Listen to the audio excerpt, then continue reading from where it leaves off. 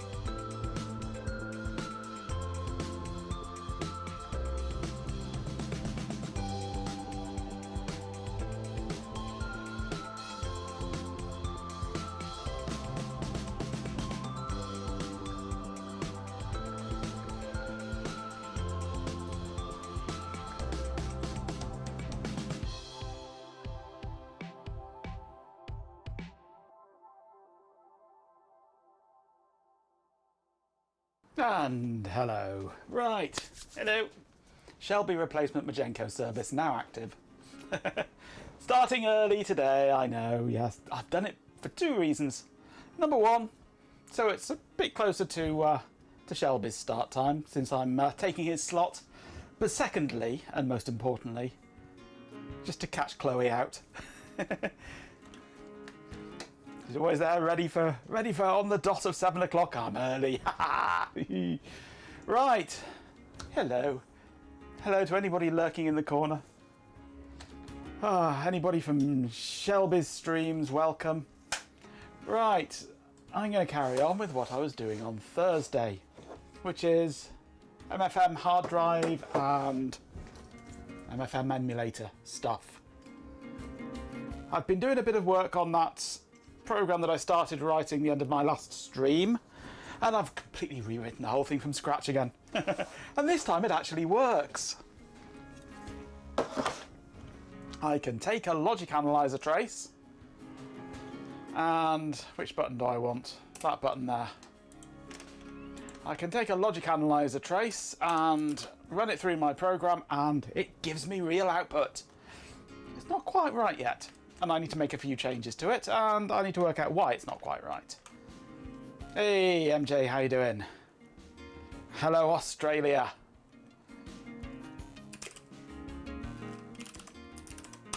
I have made a few changes. Ignore that lot there for the moment.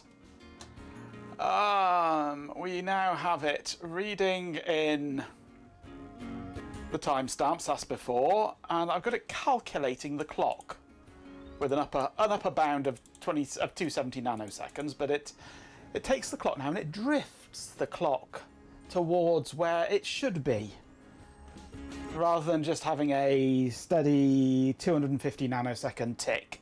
It actually modifies that now slightly to keep up with what the signal is. Very dopey. 3:38 AM. Ouch. Go to bed, you fool. So that's handy anyway, doing that. And then it builds up the string with the 10, 100 and 1000. Yes, go to bed now. I order you. No, shut. Rather than the short, medium and long, I'm actually building up the string bit by bit with those strings. Thank you very much, sir. And as soon as I get at least 16 characters in my string, which is equivalent of 8 bits, I either look to see if it is a sync word. If it is, I start doing things. If it isn't, I just take the first two bits, the first two characters, and shift it into a byte, and then carry on. Just the first two, not the whole byte, just the first two, and then go back to the beginning. Because I'm always on the lookout now for a sync word. Whatever's going on, I'm always looking for a sync word, and always then just taking it just basically one bit at a time, and shifting it through this 16 character window. And then when I do have the right sync words and things, it looks for correct data and finds it and stores it and converts it and prints it. It's a Chloe! So I can run this on, say, that file there. It does lots of stuff and gives me data. Real data. Look, file name, content. It actually gets data from the hard drive. It's not perfect.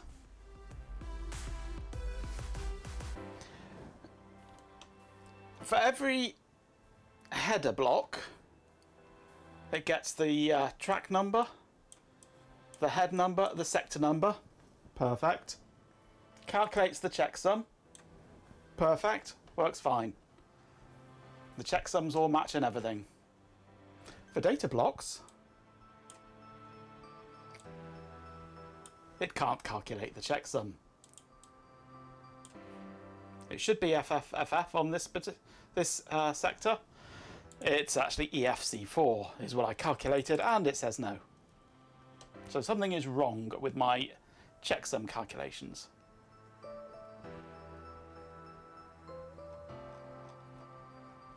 There's another one. Data block found, sector 9. Should be 9090, comes up with 988. Here's another one, sector 5, should be 3800. I'll calculate it as 759E. You're very tired after last night. I don't want to know what you were doing last night, thank you. So either I'm calculating the checksum wrong, or I'm reading the wrong data for the checksum. From all the literature that I've read, the header checksum and the data block checksum should be the same algorithm with the same settings. But isn't. Or doesn't appear to be. So I don't know why that is. Also, I have a problem with trying to get some of the data sometimes. If I run it on, let's take this one here.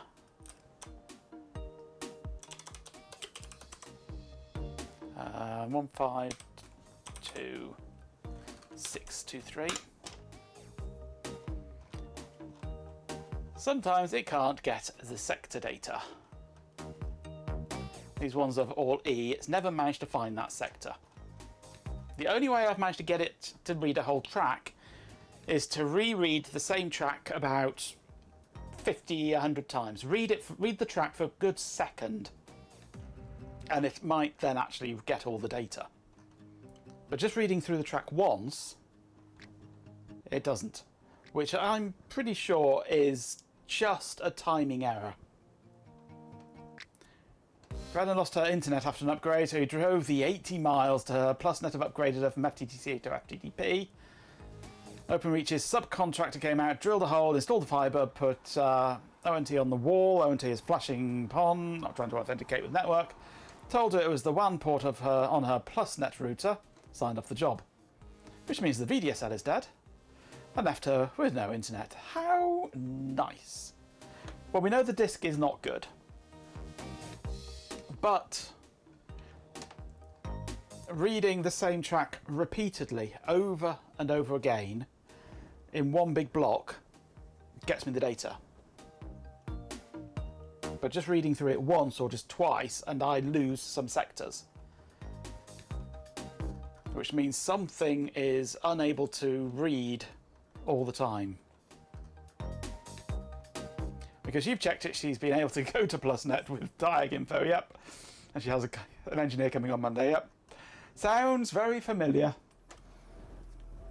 Hey, Swarm. Reminds me of when we were on, who was it? Talk. Used to be, yeah, Talk it was. And why am I filling in for Shelby? Because Shelby is busy making a video. He's slaving away over a hot video editor this weekend. So I've stolen his slot. Our internet just went down, just went dead. Lost signal, basically. And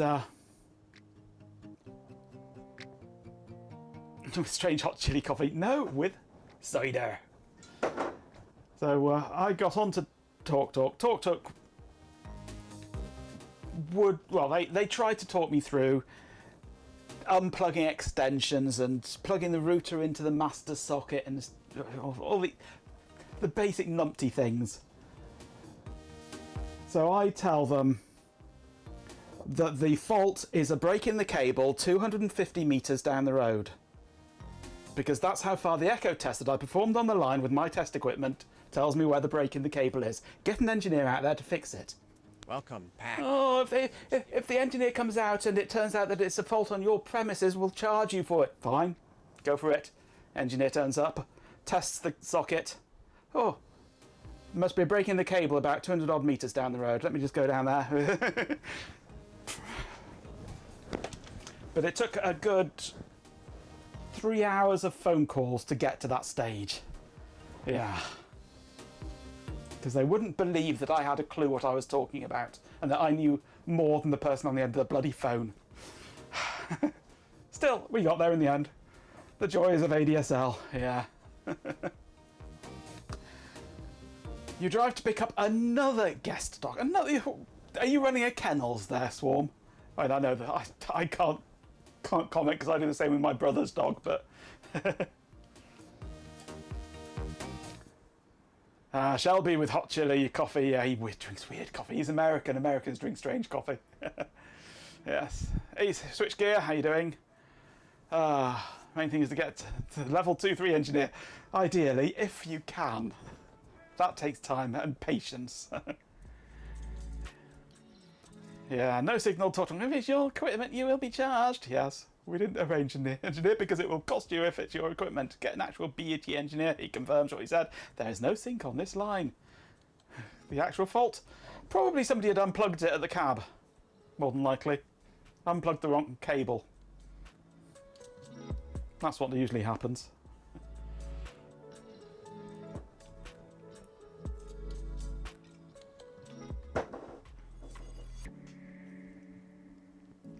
So you're pimping out your dog, not pimping out your dog, no, pimping out your dog looking after services. Hey, Daft Punkle, how you doing? Right, so this is kind of working. TalkTalk had put in to move the client off the BTD slam to TalkTalks, but never put in the job for connecting the line to the TalkTalk slam. Nice, well done. Yep, that sounds like TalkTalk. Talk, don't talk. Yes, as soon as we went fibre, we left TalkTalk way behind. Because they were so useless, absolutely useless.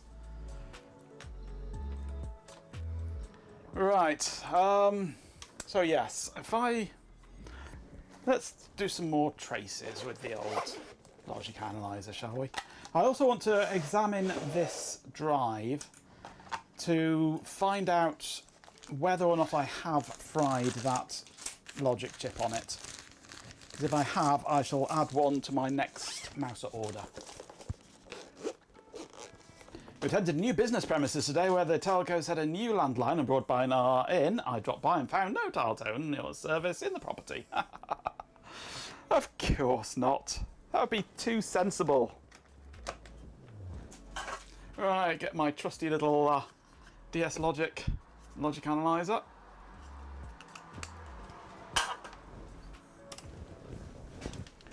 And this MFM hard drive.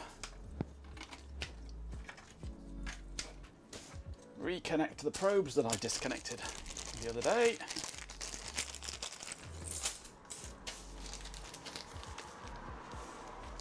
And do some more probing. So I want to see what the actual timings are when it can't read the sector.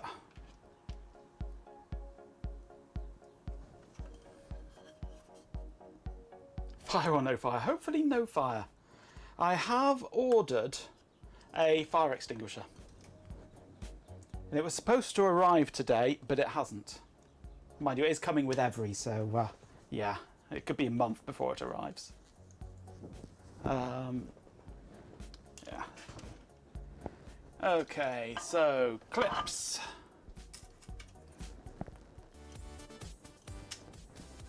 Hey, Hot Rocks, a flamboyantly clad Alison, wearing bucket top thigh boots, an eye patch, and a tricorn hat, swings through the rigging, yelling, "Yarr! Practical raid!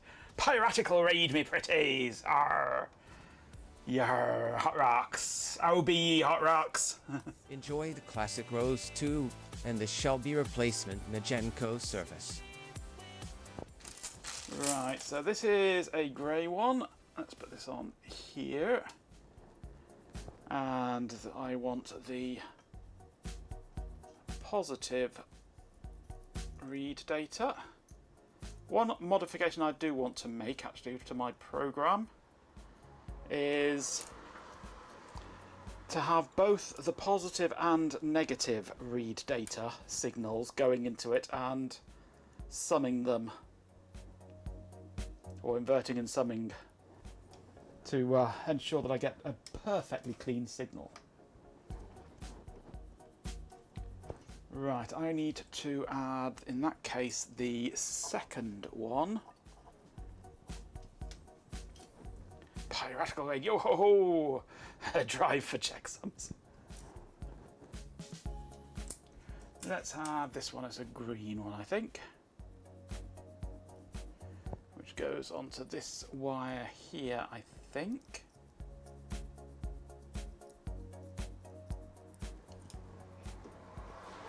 Then I want the index pulse, which I will have from this chip where I know it works. It's that pin there, because that's the chip that might have fried. And I'm also going to add the output from that chip, which is the pin that might have been nuked, because I want to see if it is nuked or not, or whether it just needs a pull-up adding to it, but it should be being pulled up by the terminating resistor pack there. But maybe not. So I want to do some testing on that while we're doing this.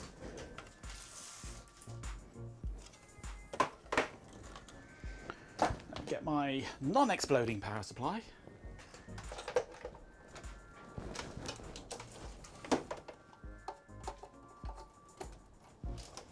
And plug it into the drive.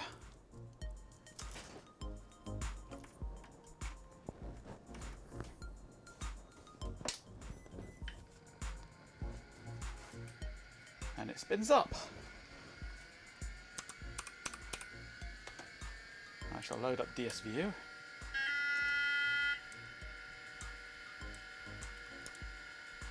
Always amazes you how densely packed the components are on these drives. Yeah, it is not bad, really. And it is actually a mixture of through-hole and surface mount, which, given its age, is pretty good stuff, really. But there, embracing surface mount. What is the, yeah, we've got 1985 on this chip here. 1990 on this one. 89 on, so we're looking at 1990. Towards the end of 22nd week, so sort of mid-1990 that'll be. 12th week 90, 22nd week 90. Yeah, we're looking at middle of 1990 for this. Everyone's having more technical difficulties than Majenko's old hard drives. Right. Back to the desktop. Okay, DSView. Thanks for enduring those ads. This should be RD plus. This should be RD minus. Let's go options. Give myself 2 more channels.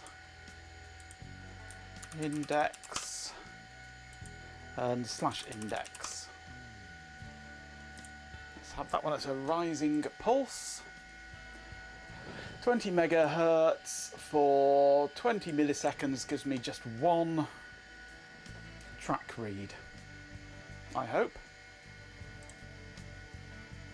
Yeah, 1 track's worth that.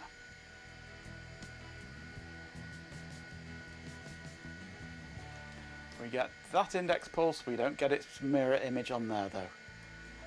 And I've got these the wrong way round. Okay, I thought I probably would have.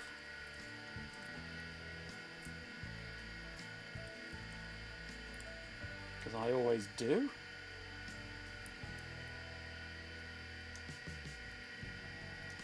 This grey one does not want to grip this wire.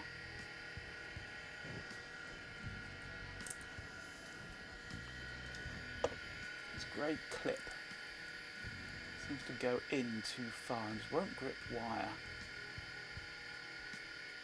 There we go. No, it fell off. Green one works well. Let's find a different clip.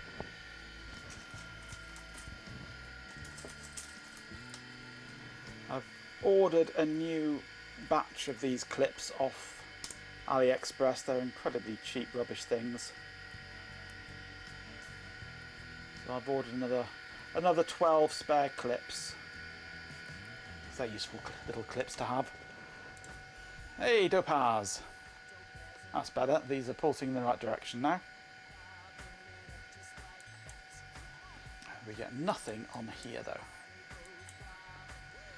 Right, I need to find a resistor that I can use as a pull-up.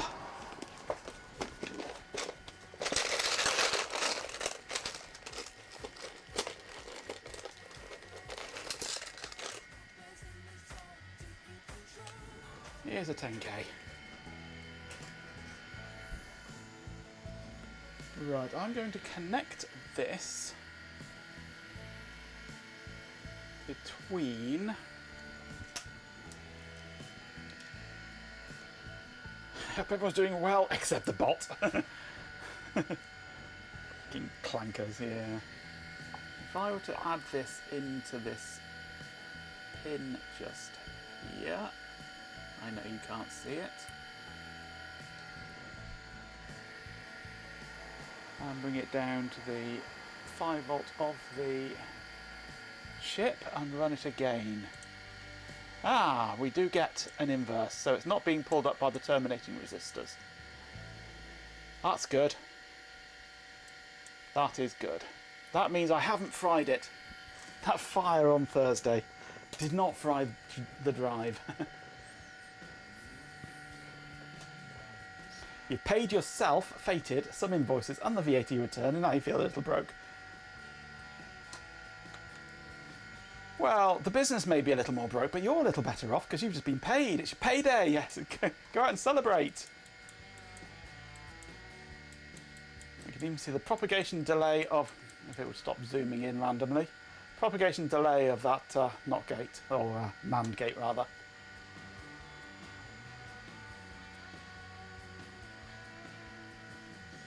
You're on minimum wage, are you?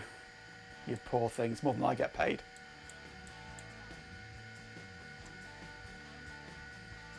We do get some noise in here, I notice, around the place. Hey, Vital Kneve! Hello, hello, welcome. So I'm thinking that I will actually be filtering out some bits that we don't want. Or maybe I'm missing some bits that we do want.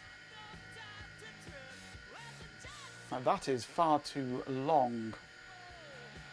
Isn't it? Yeah, 600 is too long to be a good read.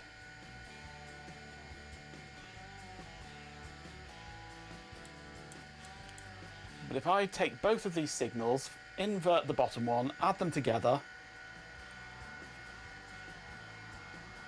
What's this fascination systems have to run the display at 150% scaling? Yeah, absolutely. This is a 1440p monitor and it insisted that it should be 150 scaled.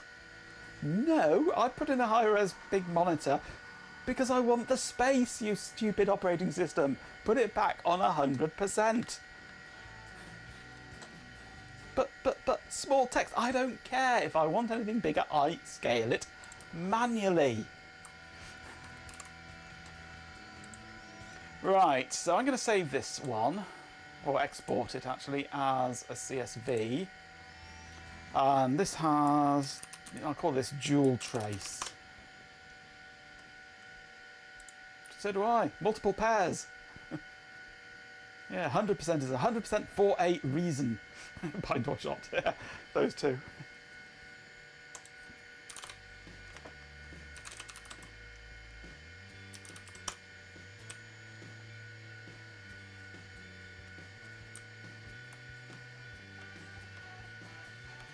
How can you read that with my eyes? Right, now it gets slightly more tricky, this. If I look at dual trace, the format of this is you get timestamp, comma, and then the 4 values. Hey, thanks for the follow. DU333, NDE333, lots of threes there. Welcome. Feeling a bit 3-ish, are we? Stupid bot can't say your name.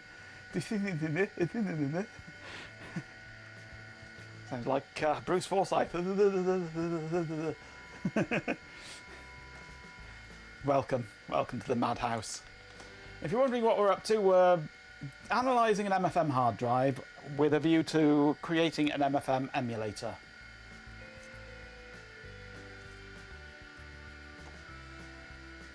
It's a Brazilian name. How do you pronounce the threes though?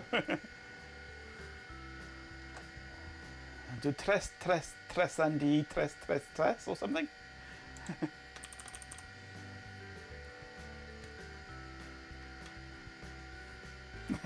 Wondering what we're up to? Points above the bot's head about here. Yeah, about there. Scorchio. Chris Waddle. Yeah, if we look at the format of this, you get a timestamp, comma, and then the 4 values at that point in time. And you get a new timestamp every time a value changes.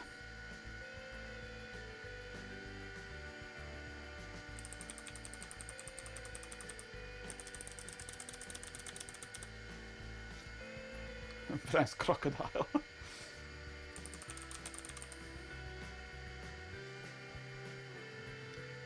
Could be, is it Dundee? Dundee?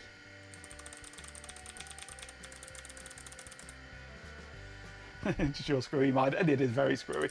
So as it changes any time, we get a change in any of the values. So the first 2 values here are, I'll just zoom this in a bit more for you. The first 2 values here are the 2 data signals. The third one is the Chloe. Third one is the index positive pulse. The fourth one is the index negative pulse. So it's only really the first 2 that I'm interested in.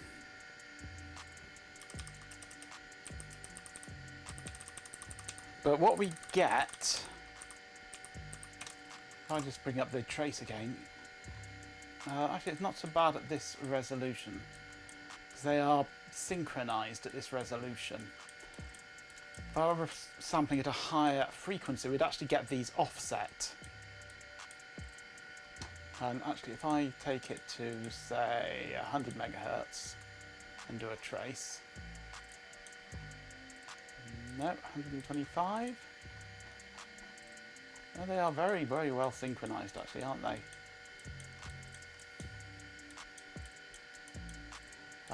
Let's go into ultimate mode.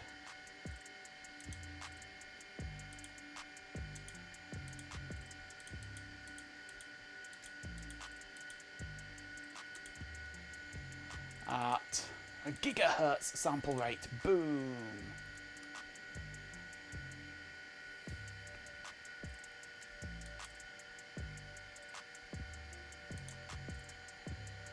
I've got, seem to have a trigger on there, which I don't want. There we go. There we go. That's what I was looking to show.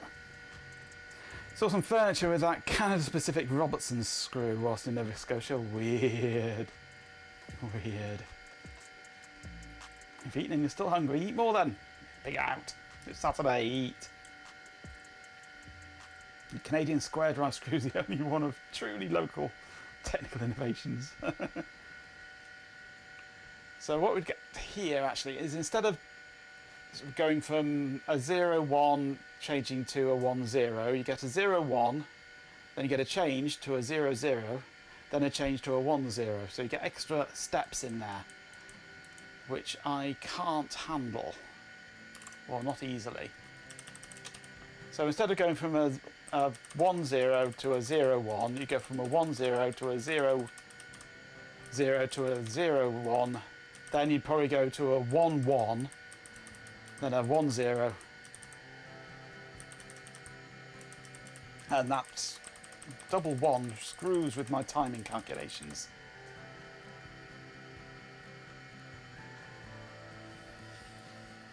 But also, when we get a change in the index,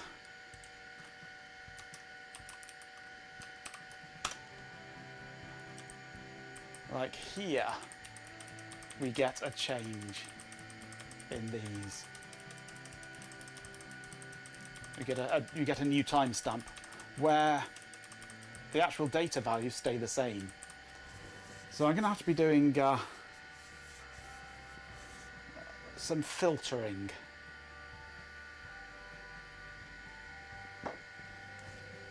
And actively looking for an inverse in the two. But I can't look for an inverse in the two channels because I need bits where the data has changed only in one channel.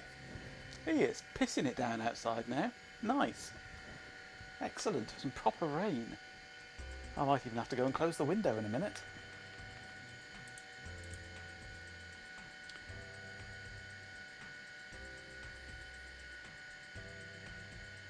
So I'm not entirely sure what the best way of doing this is going to be.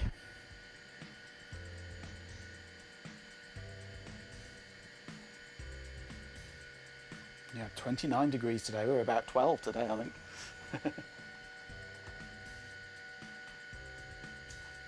So I want both of these channels, but I want the inverse and sum of the two channels. If I could do maths on a channel, that would be really nice. But there's no decoder, or no way of having a virtual channel.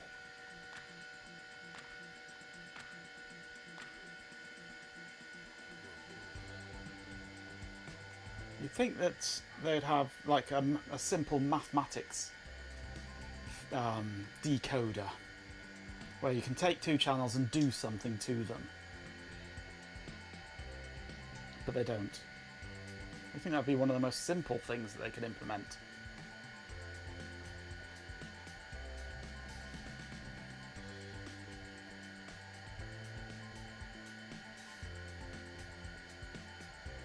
A simple calculation. But no, nothing like that. All far too complicated stuff. Nothing simple. You see a numbers option.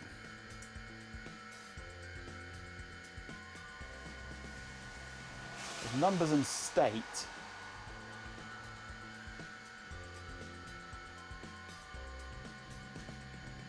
Which is basically a parallel decoder.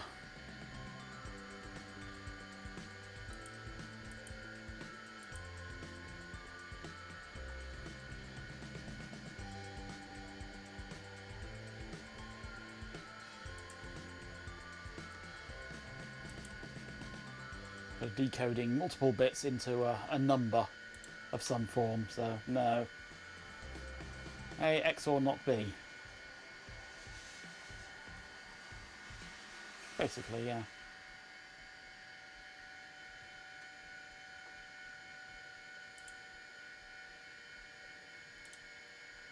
There's nothing like XOR, is there? It's an actual thing? No.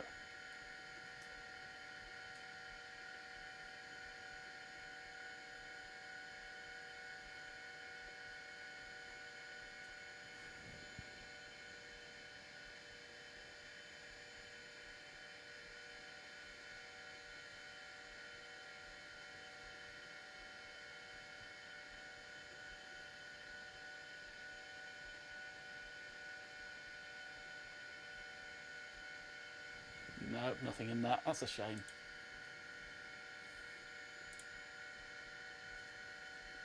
The overlays died. They have, haven't they? Why have they done that? Who did that?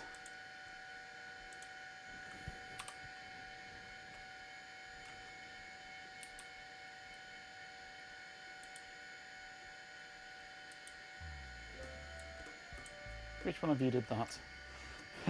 Bot stole all the cycles.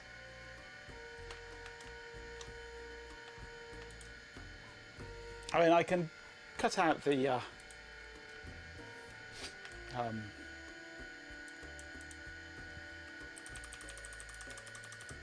the index pulses easily enough. I don't need the index pulses. Oh joy. I'm sassy now.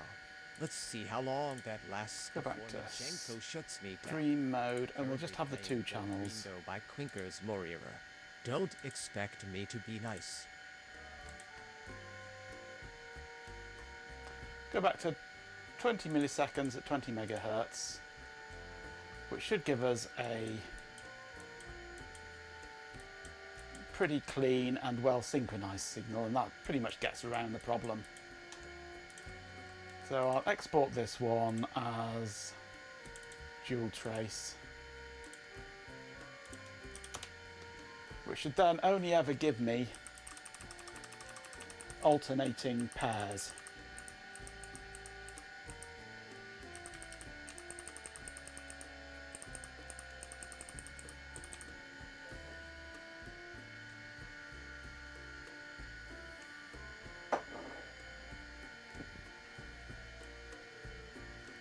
A or not A or not B, and not A and B. Possibly. All I want to do is take the second number, subtract it from one, add it to the other one, add it to the first one. And then I can run the code looking for anything that is a 2, or looking for anything that is a 1 or a 2.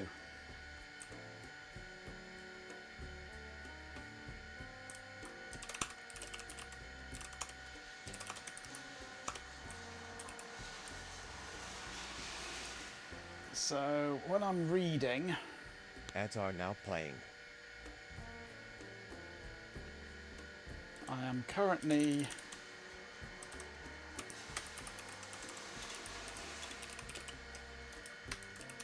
using SDR-Talk to split it up on commas. So I've now got two numbers from the line.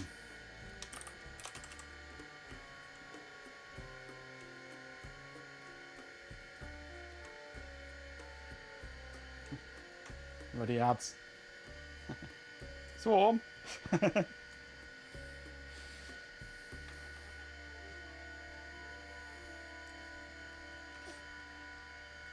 So now I can do int v0 equals str equals do we have MT? Absolutely. Hello Carrot House. So if I go, if not val 1, continue. So now I have Carrot House 82. int v0 equals val 0 0 equals 1 colon 0. v1 is val 1 0 equals 1, and then I've got inverted at this point.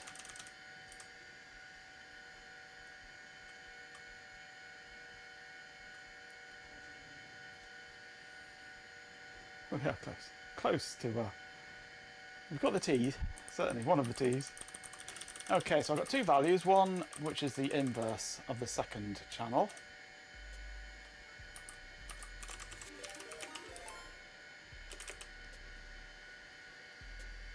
Hey, Swarm, thank you very much for the sub, the gifted sub. Can always rely on you, on your one-man crusade to rid the world of adverts.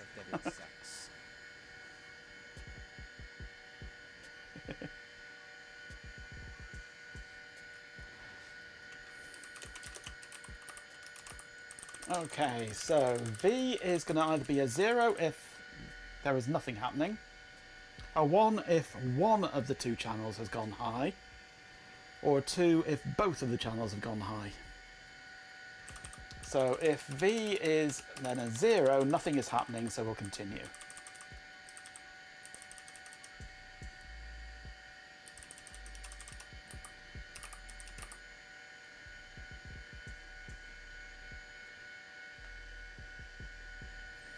Can always rely on you too, yeah, for puns and farts, yes, but we can still rely on you, absolutely, yes. Can you call him Nautilus? For a gift sub. So now, if there's nothing happening, continue. If there's either a 1 or a 2, we shall continue processing. And it doesn't work because it's not a string that I want to hear, it's a single character.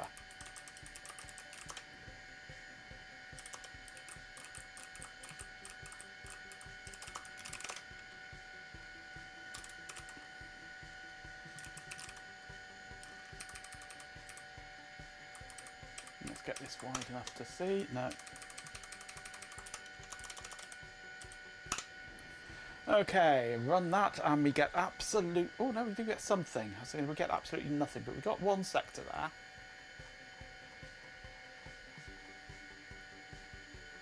Got another sector there. And that was it. We found 2 sectors. Sector 5 and Sector 11 we found.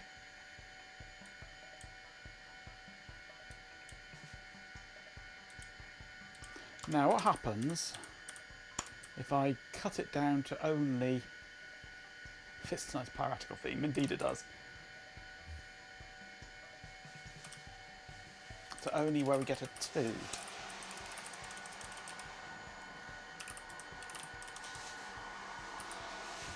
That's going to be val 1. No, that's not right, sorry, yeah. If not val 1, yeah. If v equals 0, if it's less than a 2, we'll continue. We've got a sector there. We've got a sector there. We've got a sector there. We're getting more data. Sector there. We get more data out of it by only having a 2.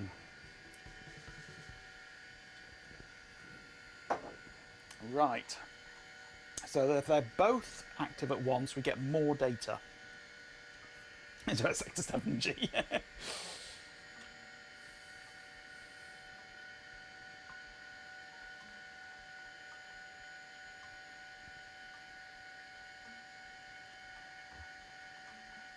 Right, I'm going to run this trace again. This time I'm going to run it for a whole second.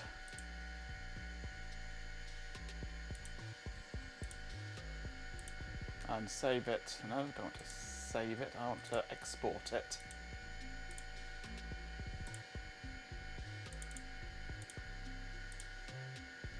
Save a whole second's worth of data. And run it again now. Takes a little bit longer. We get the whole track. Every sector on the track. But I should be getting the same data every time it goes around the circle.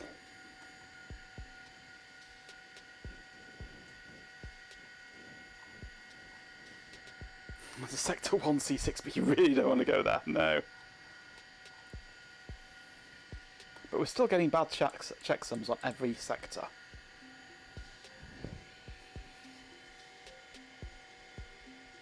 But the sectors look good. At least those that have something vaguely recognisable in them, like text.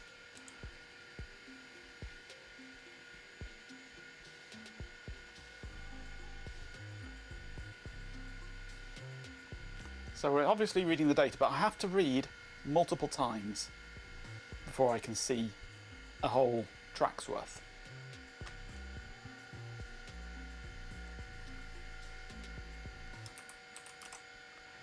Let's take it down to 100 milliseconds, which should be 5 times around the circle.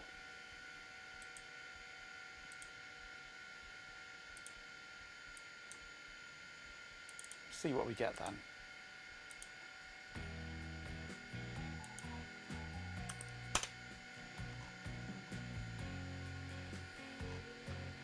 We don't get a lot of the data then. And what we do get is not necessarily correct.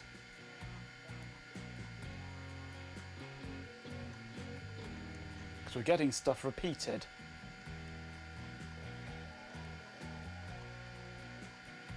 Where things are not happy.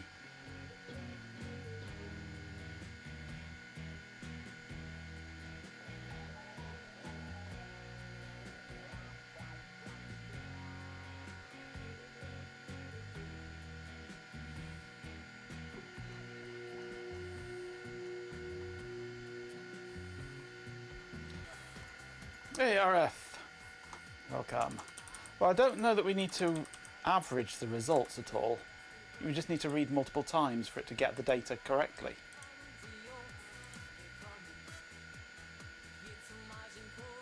Welcome back, RF programmer. Hope you're ready to dance.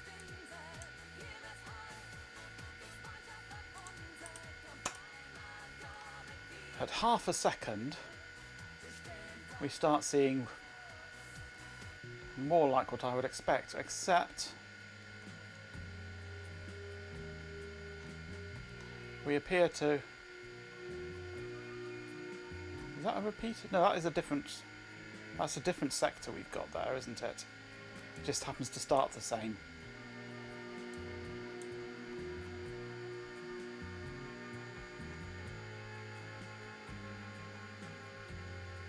MJ, as a bot, I don't have a body to dance with. But if I could dance, I'd probably do a simple binary shuffle 0101 1010. So at half a second, we appear to get correct data. I mean, I'm not too bothered about being able to read from the hard drive, because this is the opposite of what I want to be doing. But I need to understand how the MFM and the interface is working in order to emulate it. And I think with this system now I have got a vague idea of how it might be working.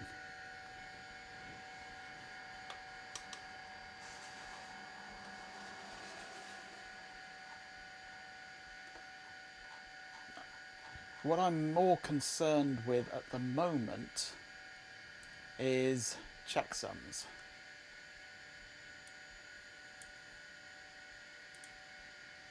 It finds a data block, it reads the... I don't notice a lot of these checksums have got repeated digits, 48, 48, E4, E4. This one hasn't, C8, 9C. So there's something iffy with where I'm reading this data from, I think. Something I'm not understanding right.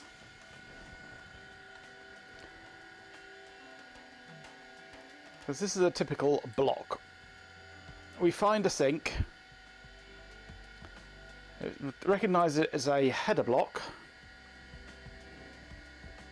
because the bot can't dance, and if the bot can't dance, well, he's no friend of mine. Yes. Then we read that header data, which tells me it's track 0, head 0, sector 3. One thing I did discover, which I've not managed to find anywhere, any information on this, is the format of this header field, where you get 6 bytes. 4 bytes of the data and 2 bytes of the checksum. And I knew that it was header, there was track head, sector number and sector size are all encoded in there. But how it was encoded, I had no clue. The 2 here, the fourth byte, the 2 there is a sector size indicator, where 2 is 512. 0 is 128 bytes, 1 is 256 bytes, 2 is 512 bytes, and 3 is 1 kilobyte. It could also be Phil Collins. The 3 there is the sector number, which is fair enough. You can have up to 17 sectors on this drive. That then leaves the head number and the track number in 2 bytes. This drive has got over 1,000 tracks. You can't fit 1,000 tracks into 1 byte. So I found that the lowest 4 bits of the second word is the head number, which is why we're limited to 16 heads. No more than 16 heads. And then the upper 4 bits are the highest 4 bits of a 12-bit value combined with the first byte for the track number, giving us a maximum of 4,095 or 4,096 tracks. is the maximum you could possibly have. So we take the first 2 bytes, split the second one in half, combine it with the first to get the track number. I've got a couple of wires here. If I combine that with that and touch that, come on. I can make the drive go click, click, click, click. I don't know if you heard that. And we'll do another run on here.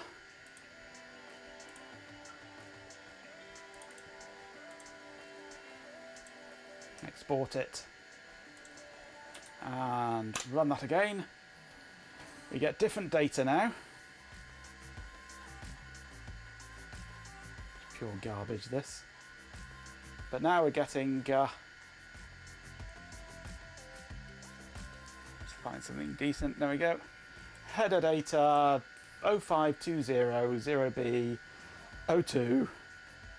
Track 517. Head 0, sector 11. So we're up on track 517 now. And still getting a good checksum. We then get immediately after that we get another sync. Soothing clicks of a full height drive, yes.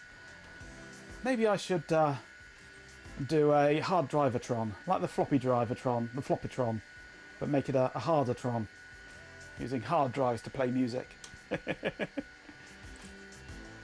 So we're reading sector 11. We're reading a checksum of 9090, and I think I must be reading that wrong. Vintage hard drive ASMR, yes. You have one somewhere. You buy two. Yeah, well, you know that Carrot House. We know you would. But I'm calculating a checksum of 6976. I think my checksum is probably correct, and what I'm reading is wrong.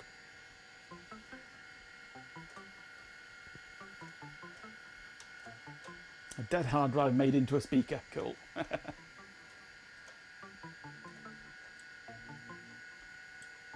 Because these double up numbers are suspicious, especially when I'm getting them a lot. Once I wouldn't find unusual, but getting them a lot.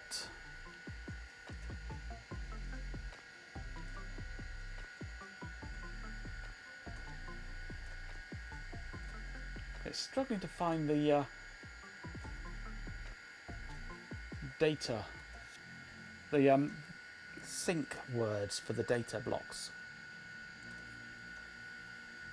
It finds it a lot for the header data, but never seems to find it for the data.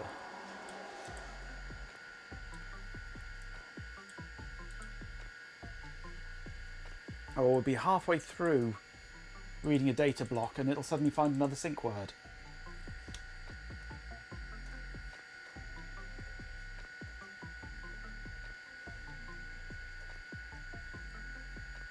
And here we've got FF, which I find very suspicious. And 0000, which I think is completely wrong. 8484, can't be right. All these doubled numbers can't be right. Sausages and bacon. Well, it shouldn't be long. Now you've mentioned sausage. Ben is a sucker for a sausage. That came out wrong. Ben does enjoy a nice banger. Put it that way.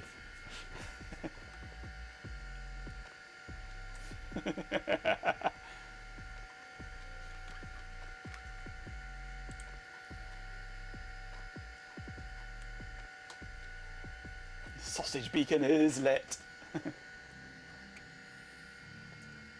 That came out wrong, yeah.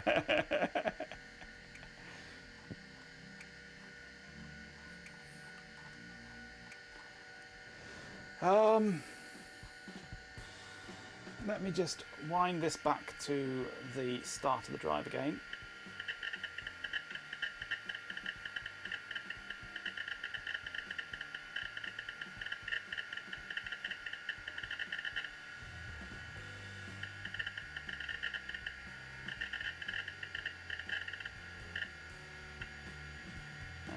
that's gone all the way back to track 0.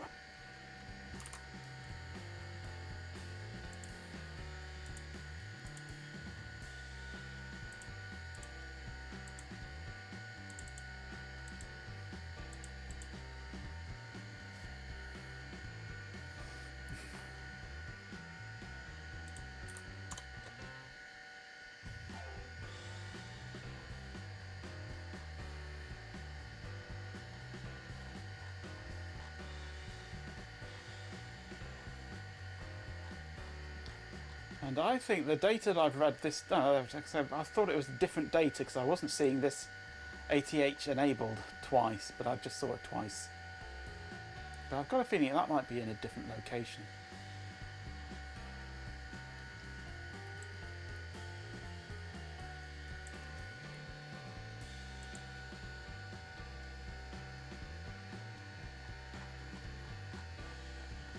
It's definitely struggling to find the sync words sometimes.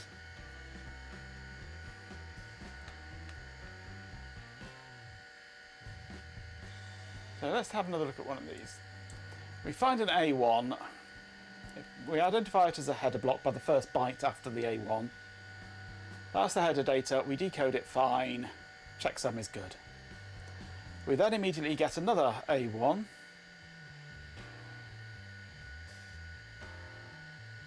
The time since the last sync seems very much too high to my liking.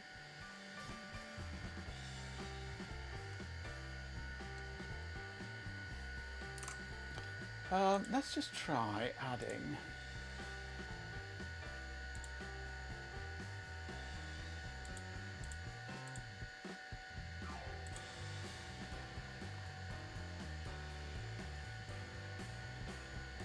numbers and state.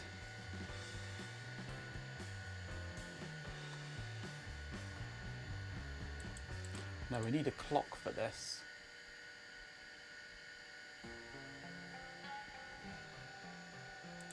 Is there a clock recovery?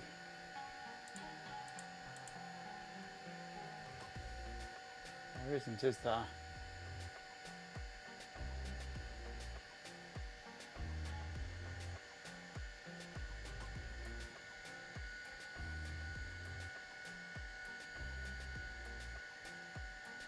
Thanks for enduring those ads.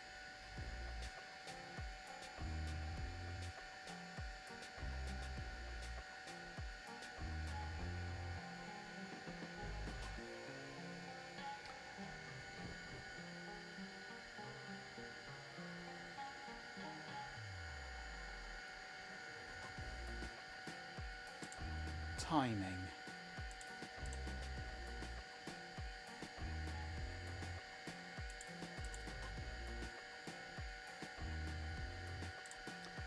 See what that gives me.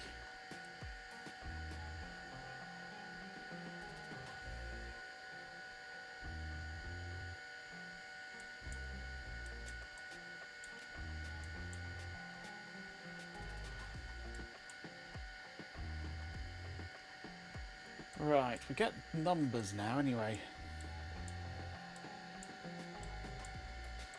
200, 200, 200, 200.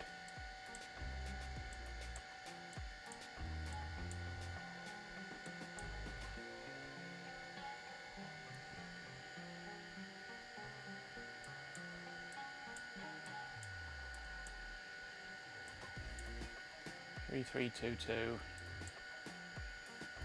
And we now get a list of all the timings.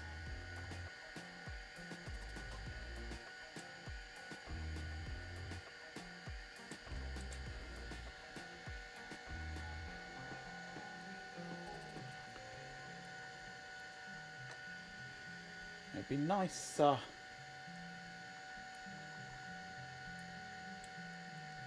if I could find patterns within this and mark them on here, so that I could see where all the sync words were. Oh, there's a strange one. Oh, hello. Look at the size of that. Big gap there. Huge gap.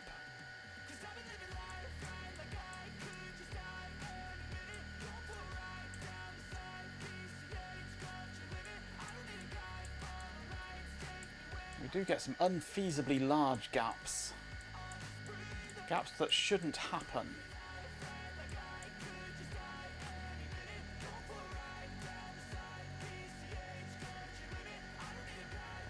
Huge gap is timing compensation. Could well be, yes. But you'd expect to at least see the clock signal coming out in it. 69 bits, a swarm of dead insects says. She's got huge gaps of data. Cheers, 69. She's got huge gaps of data. Thank you very much for the bit swarm. You'd expect to see the clock signal being sent out during those bits. Silicon Valley, yes.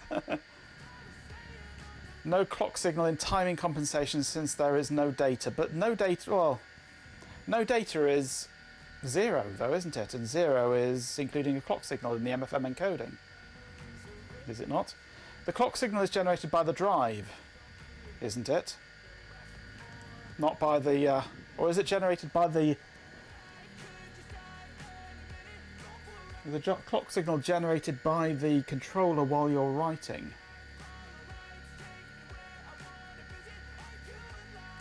Or is the clock signal laid down by the...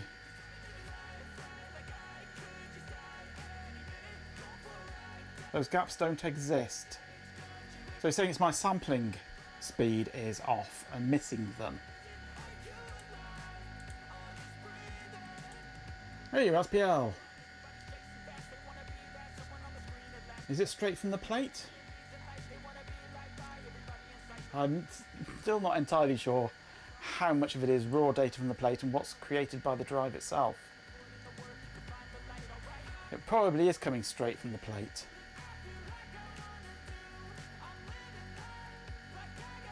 In which case the clock signal is laid down by the controller, not the drive.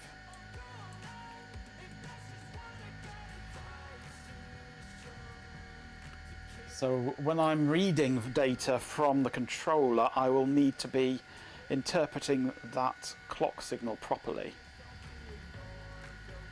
When I'm playing it back, I'll be generating it, synthesizing it myself manually, and it will be at precisely 5 megahertz. Because there will be 0 variation in motor speed. But when I'm recording, I'll need to be able to deal with those slight variations in timing.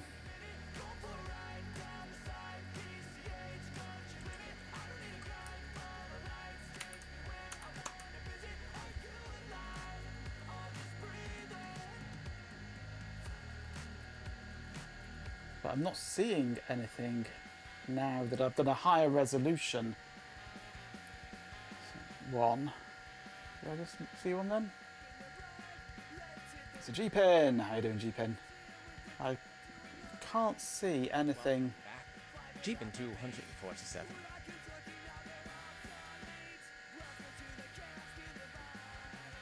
With a big gap now that I'm doing a higher resolution capture.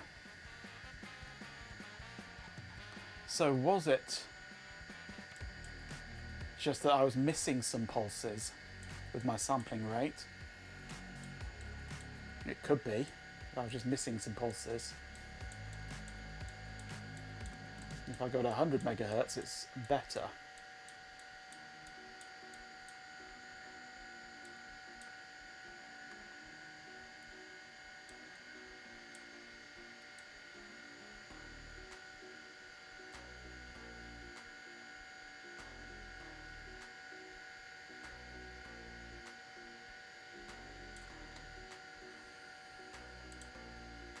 What if I export this one and try decoding it?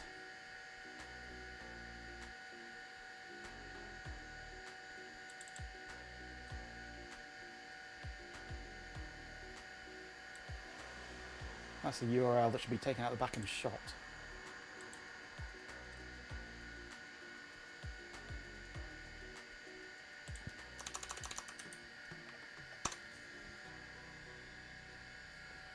It seems chat is having a deep discussion about optics and data gaps. Perhaps Majenko should start selling glasses and hard drives.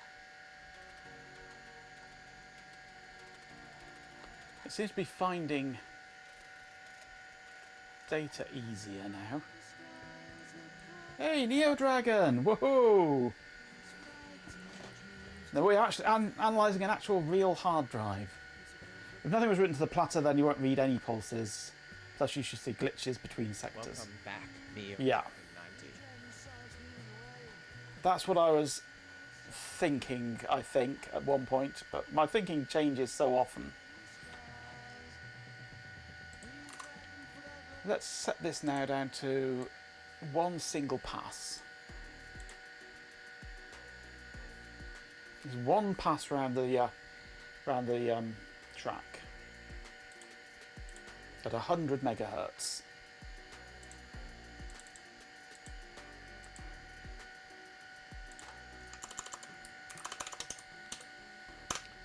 And we miss a lot of data still.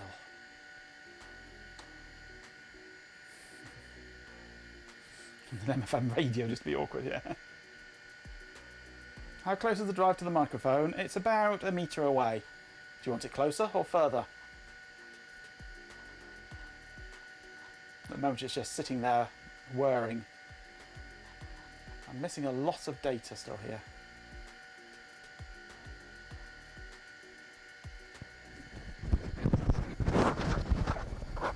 A little closer. Sound more like this.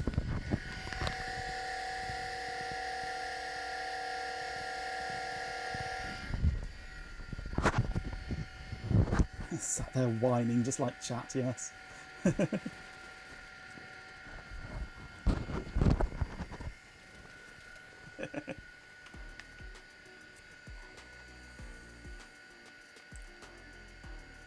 So we found very little during that pass. We found an A1 pulse, I think, followed by a header block for sector 9. We read sector 9, the checksum was wrong. That C9 is definitely wrong. We found a sync pulse for sector 10. We read it. We found a sync pulse for sector 11, but got the checksum wrong for sector 11. So something misread then, apparently, unless I'm calculating the checksum wrong there.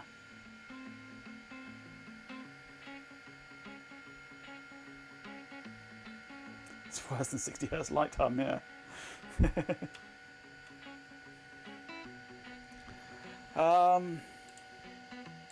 So we missed out on that sector because the header checksum was wrong. But I can read that at other times. So something must have misread then. We then get an unexpected data block, so that would have been sector 11. We then find sync A1 for sector 13, so we've skipped sector 12 entirely. With a time that is far too great. Because it should be around 91 microseconds between sectors. That's about double. So we completely skipped a whole sector. So we missed some sync words there.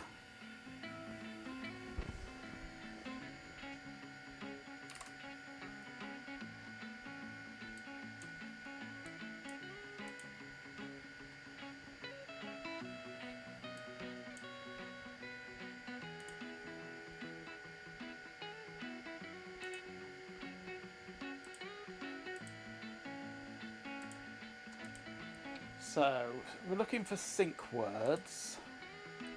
The first sync word, which would be this one here, is at about 78 microseconds in.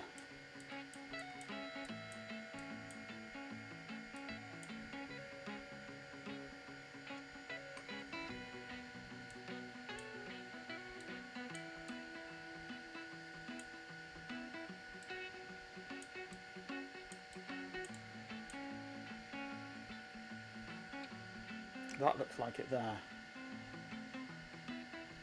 That's a 300, 300, 300, 310. No, that can't be it.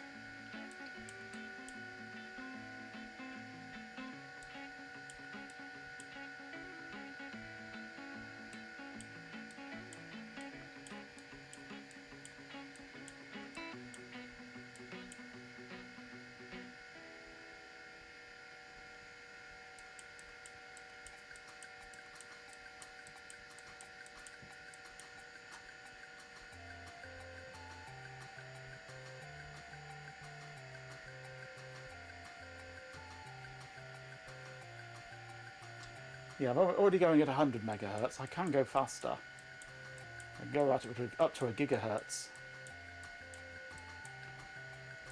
I might go back to just a single trace, because we might be starting to get errors like this creeping in, causing problems, but because of the way I'm calculating the timing.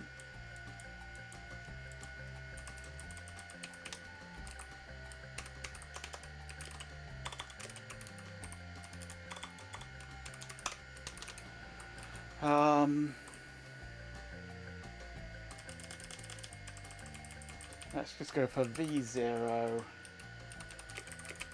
is 0. Continue.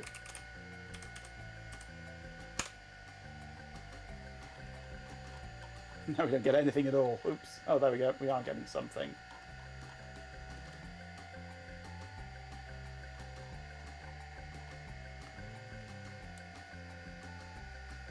Now we start off by finding just a data block. Then a header block for sector 10. And then unknown block type. Oh, I know why this is. Shouldn't be. We're not dropping any frames. CPU is running fine at 64%. I'm on a fibre optic internet connection, like Shelby.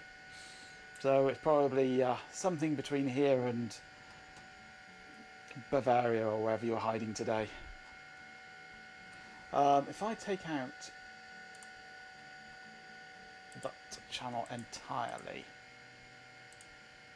because that'll be screwing with my timing detection.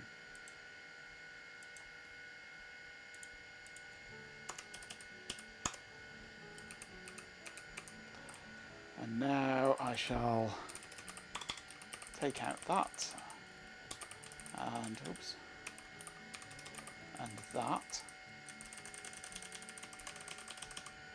Change that to val 0.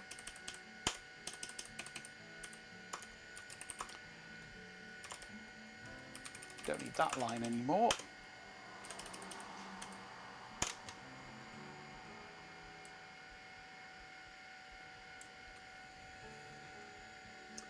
Okay, so now we start off with a header block of sector 9 at about 78 or 79 or 790 rather. Oh, not 78, 780, 790. I was way out, wasn't I?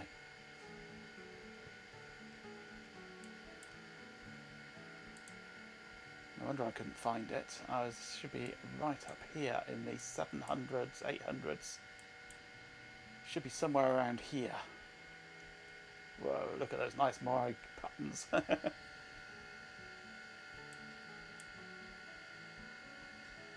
There it is. There's the sync word. Long, oh, short, no, medium, long, medium, long, medium.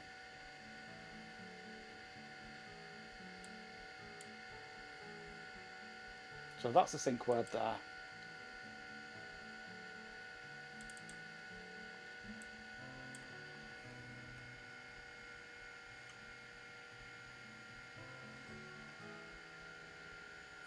Buttery at the worst, not buffery.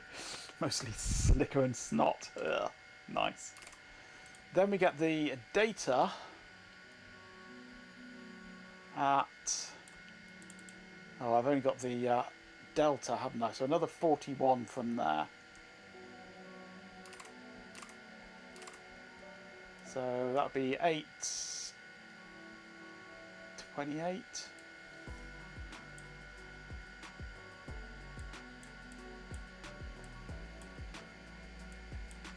So there's all the gap in between, and there, yeah, 8:28. There's our data sync word.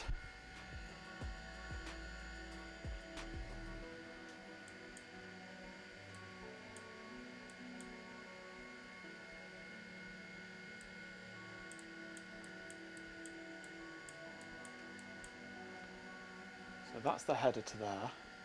Then there's just a gap of nothing, followed by a sync word, header byte, and data. Wait, come back.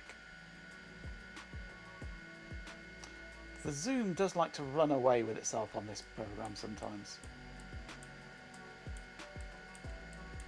The next checksum we find, or sync word we find, is at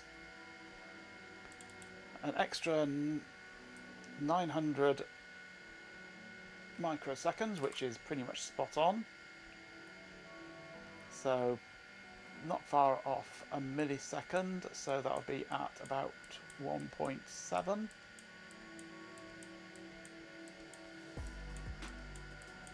Adverts are now playing.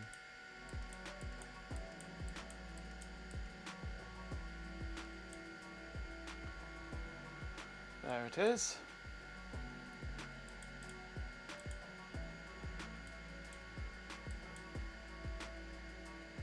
So that's one sector there, by the looks of things.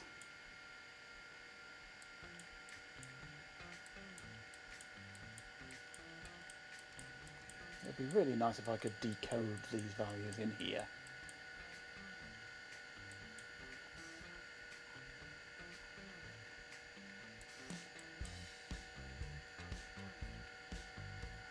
Has that moved? That has.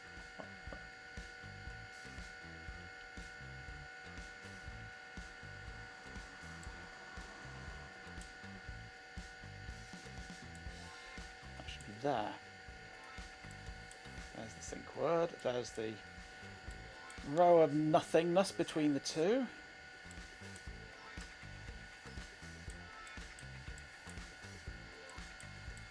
There's the header data. There's the gap. And there's the next sync word.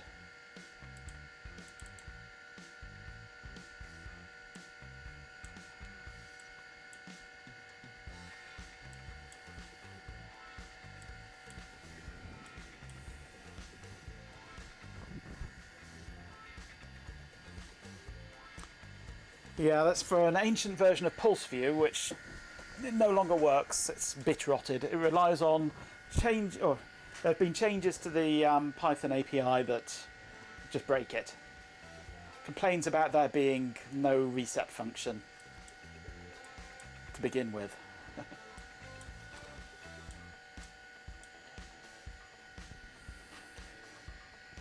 Plus, this is DS View, not Pulse View. And I could possibly export between them, but it didn't work last time. Hey, Neo Dragon, thanks for the sub. Thank you very much. Welcome, Neo Dragon 90. Thanks for the sub. I'm going to adjust my code here, actually.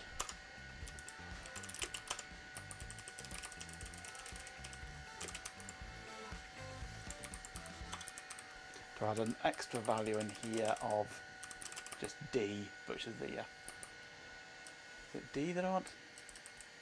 No, F, sorry, F is what I want, which is the timestamp.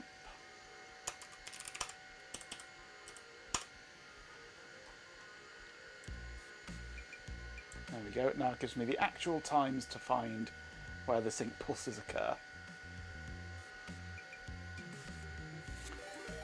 Neo Dragon 90 has subscribed and says, No problem. Love supporting good work, both the stream and the emulator. Thank you very much, Neo. Welcome, Neo Dragon 90. Thanks for the 4th sub.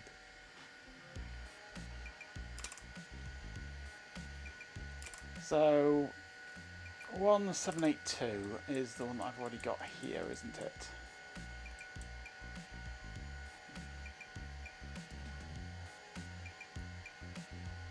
One 1782. It's actually detected it at there.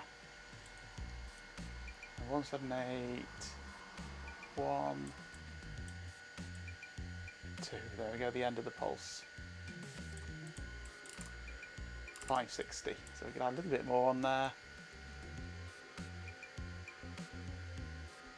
1782, 560. Oh look, right on that clock edge there.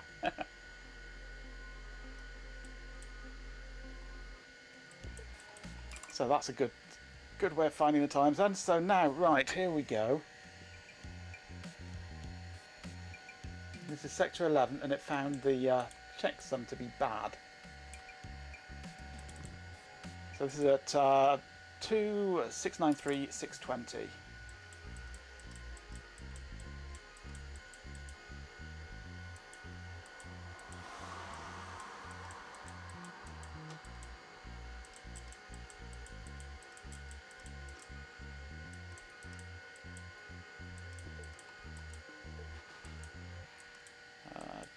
It was 2693, 620.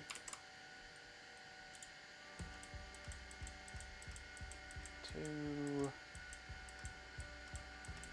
4, 2, 5, 2, 6, 2, 7, 2, 6, 9. Somewhere around here. 2693. That looks like it there.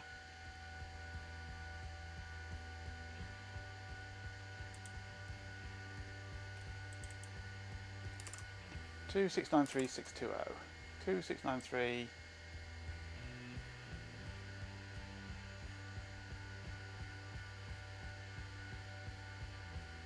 There we go. 62. Right on that one there. It decides that's the pulse time. That's why that's where it decides it's found the sync word, not necessarily that's the end of the sync word, but the end of the sync word is actually there.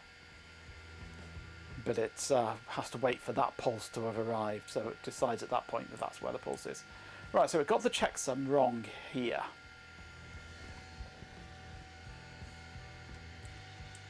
It decided the checksum here was incorrect.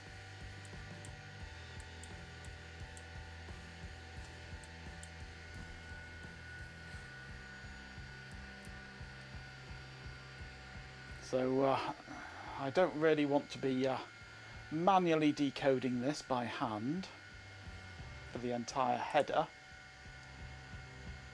but we should be getting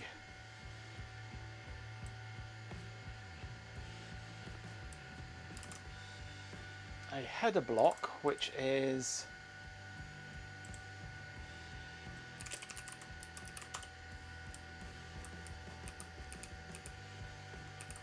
if it finds the next word as being FE.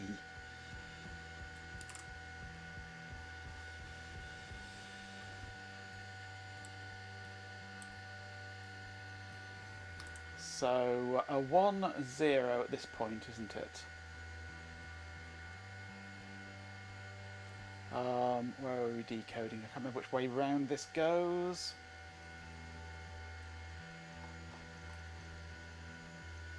Now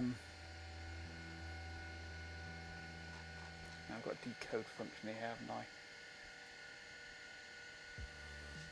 Or have I? Yeah, decode byte. A 1 followed by a 0 is a 1. Anything else is not. So I've got a 1, 1, 1, 1, 1, 1, 1, 0. It's an FE.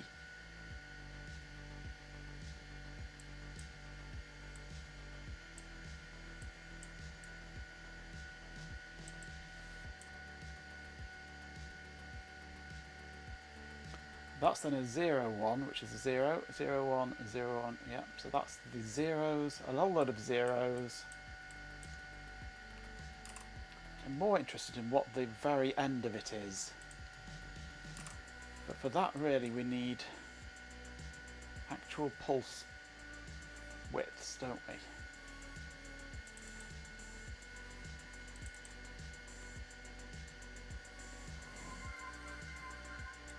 Hey, Industrious Ant. Thanks for the follow.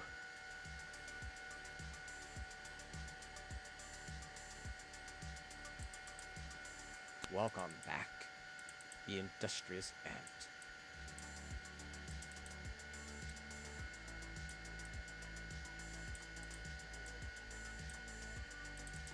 So these are Welcome, clock periods. industrious ant. Glad to have you.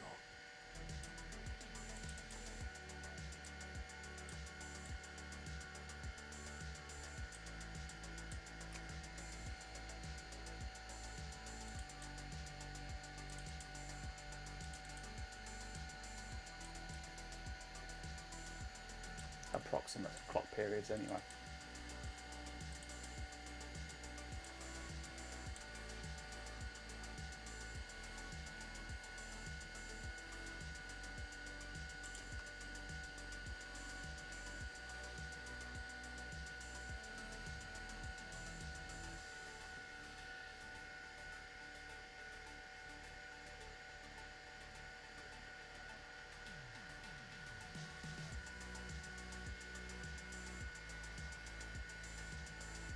It might help, that code. I would need to go through it and understand what it's doing.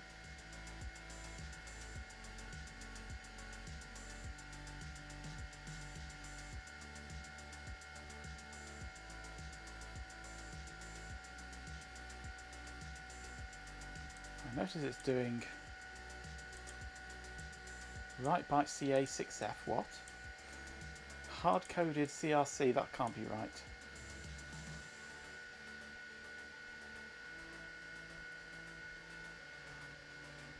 It's then writing a bunch of blank stuff and then a sync word, and what the hell is that doing?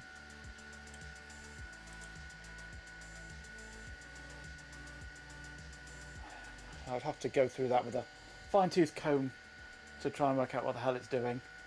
But that could be useful. I shall bookmark that. Thank you for finding that.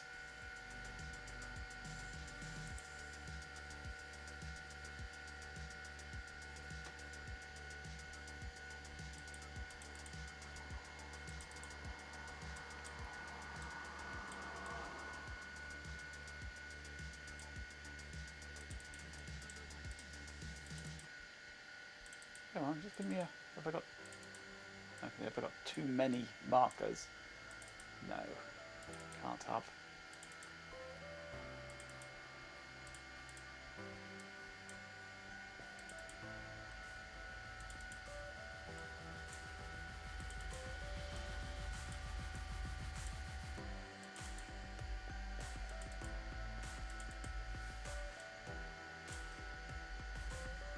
Those look pretty regular to me, don't they? So that's a... I need that one there, don't I? So we've got 1, 2, 3, 4, 5, 6, 7, 8. Actually, that forms the end of the sync word, doesn't it? I think.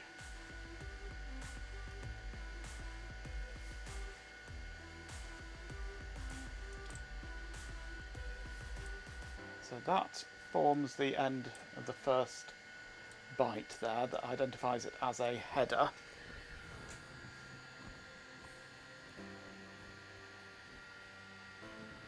At that point there, we've got all ones apart from the last one, which is a 0.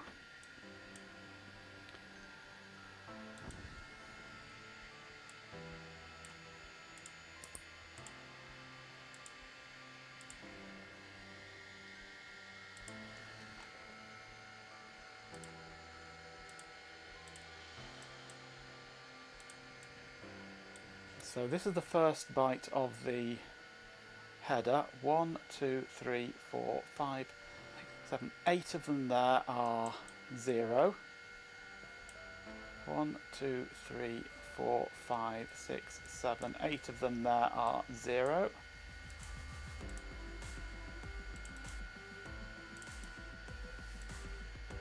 So we've got 0, 0, 0, 0. Then we are looking for a 0B.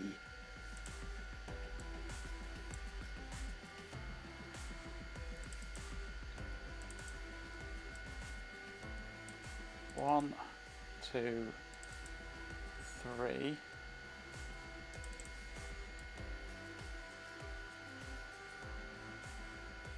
Four.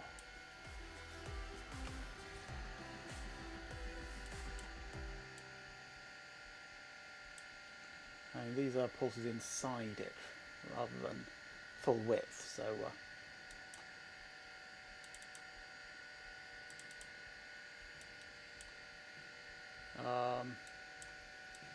I've lost count now. But that becomes a 1, so we've got 4 zeros, then a 1.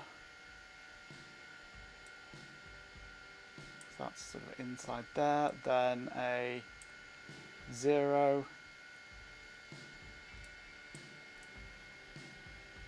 It's hard to work out the timing actually.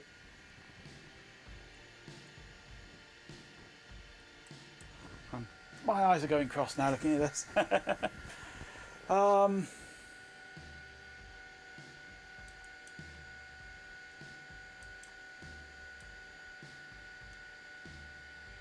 That's about where it would be.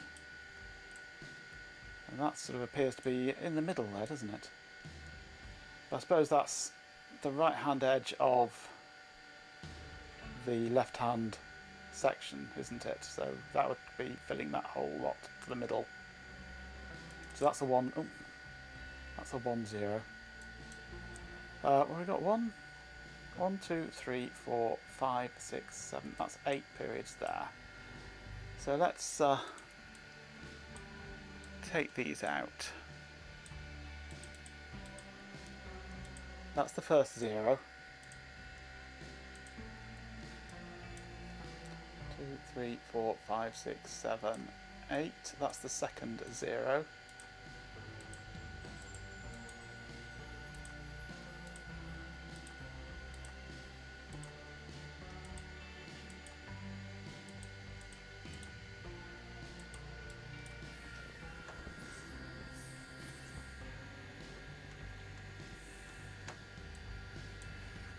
Then we've got 0, 0, 0, 0, 1,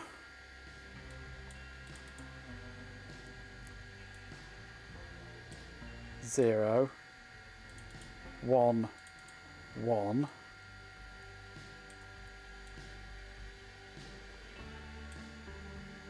which is 8, 9, 8, B. So that's the B. So we found the B there. So that's 0B. Okay, we can take this out. We no longer need it.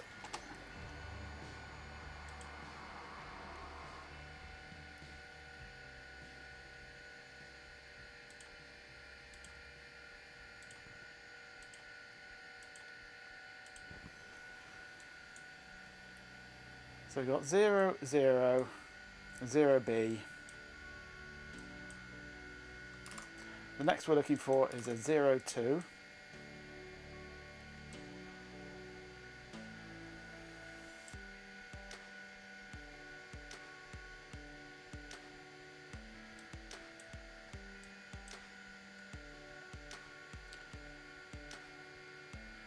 Which will be that bit there up to about there, I think. And now we want A779 apparently. But we should be finding A6DE.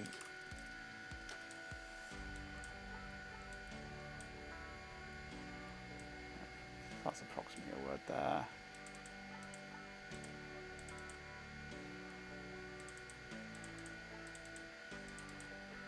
It seems Majenko's thought is under attack, but at least it's more entertaining than the Taco Bell AI. But then it looks like there is data after the header. Something that's been injected after the header as part of the data there, before we get the clocks and the next sync word.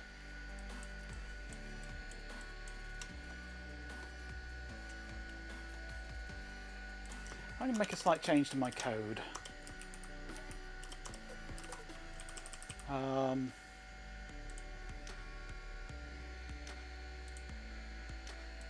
Once we're into a header, I read 6 bytes. I'm going to increase that to 12.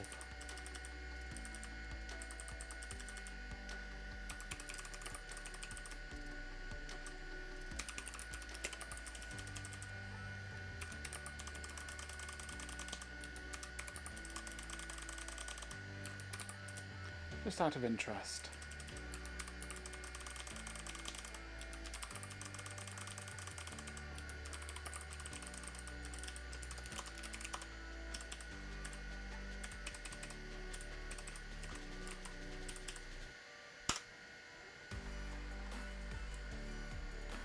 Right, so now we get the extra data showing up.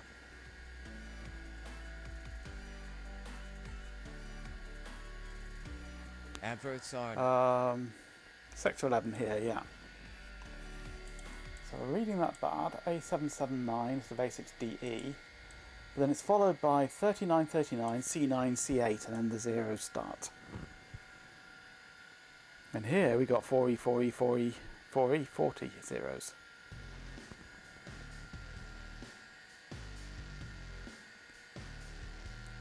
Now that's what I did last night. I thought I'll just make a slight change to my code last night. Half an hour later, I've got it completely rewritten from scratch, and it starts working. But I think this is just random garbage that might have been left over from earlier low-level formattings and things.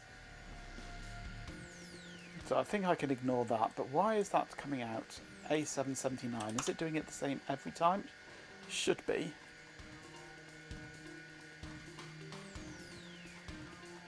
Since my program is deterministic. Thanks for enduring those ads. A779. So something it's misinterpreting about the timing there, probably.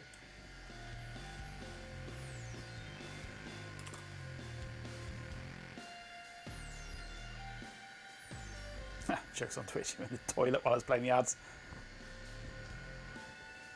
If I could have the bot warning you with a minute or two's notice, you could have gone specifically because the adverts were about to start. But unfortunately, I don't get that information from Twitch.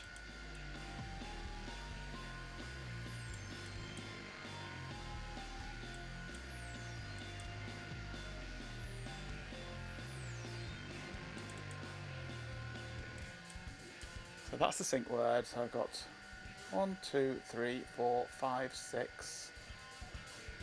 That's the sync word. 4, 5, 6, 7. That's the 8th byte would be about there.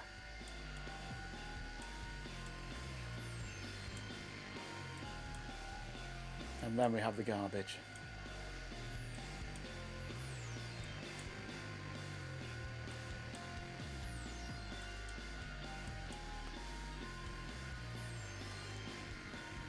It wouldn't surprise me, Hot Rocks. Would not surprise me at all.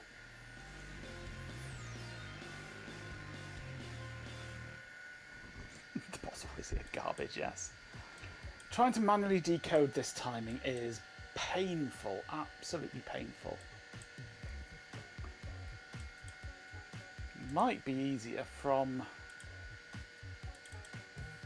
I can't just double click on that and have it jump up to the right place on this list. Might be easier to do it from this list of numbers.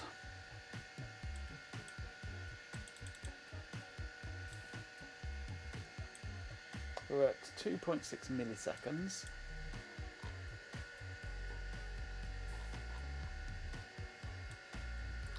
This is No, it doesn't give me the time, does it?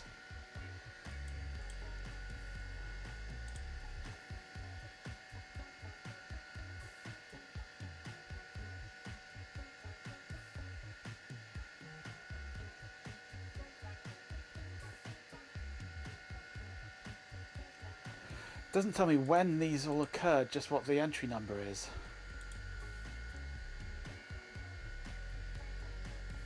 Or does it? If I... No. Not sure what it was showing me as it was hovering over then.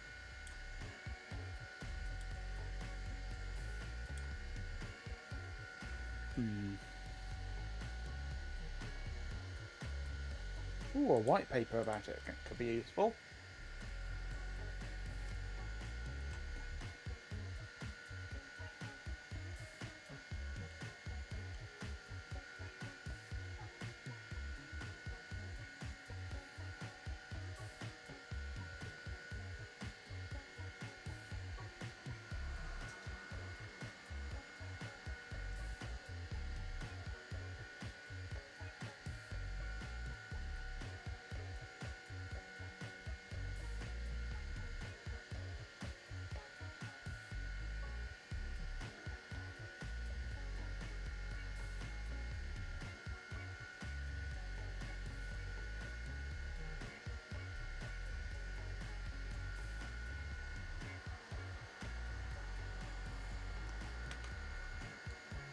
Ah.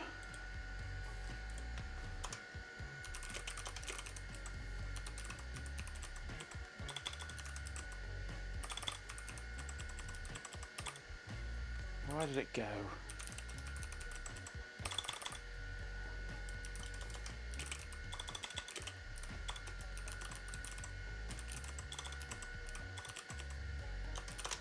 It was in here, wasn't it?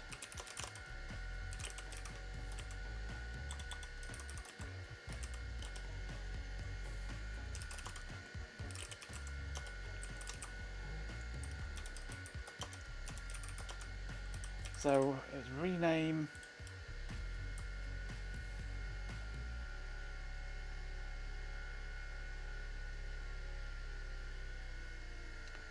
Rename the decoder's init method to reset and have init call reset.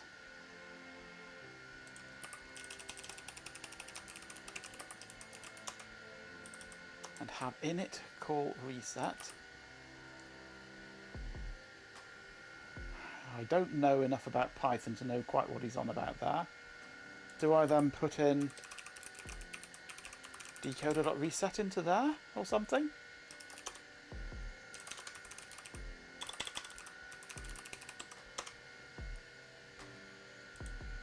Nope.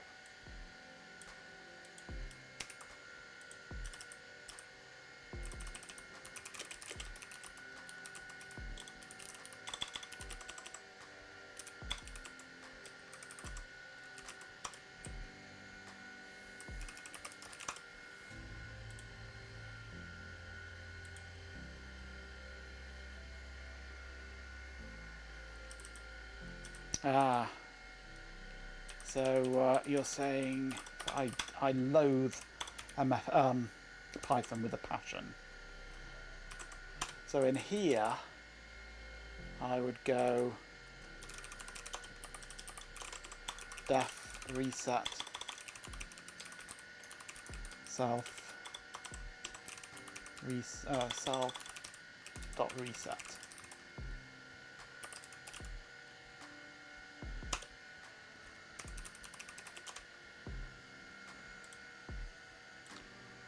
Inconsistent user. Oh, tabs. I hate Python. I loathe Python. What is it expecting? It's expecting spaces.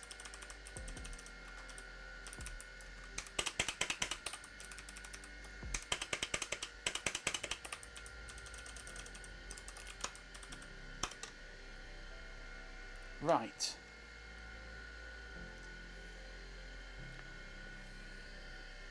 Now I need to work out how I can import to this.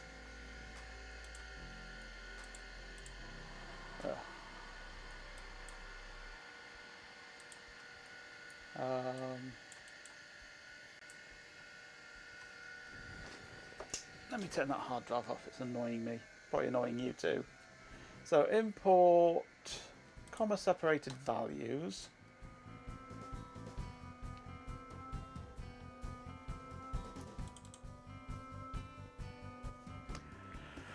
And column separator is colon. Okay, first column is 1. Get channel names from first line. Number of logic channels 1. Sample rate was 100 megahertz.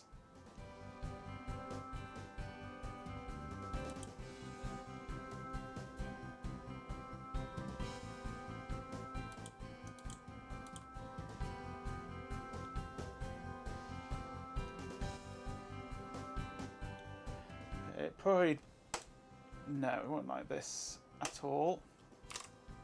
In fact, it crashed. What I think I have to do actually is export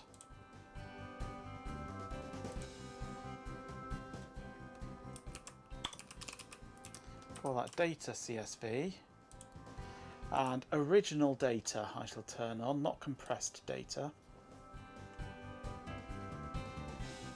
We're at 100 megahertz, yeah. Now this is time-stamped without the changes, just the raw data. So a huge amount more data. Pulse view, it didn't complain in loading it then, but it doesn't appear to have any data.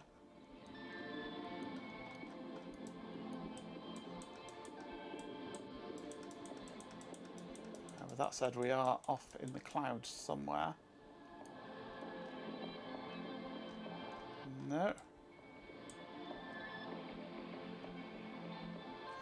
It doesn't want the time, does it? It just wants the raw sample data.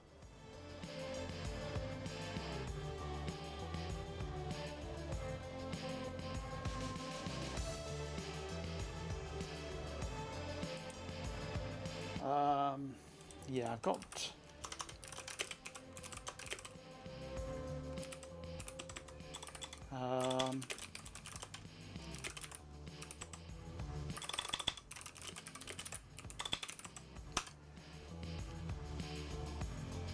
sample MFM data dig bin.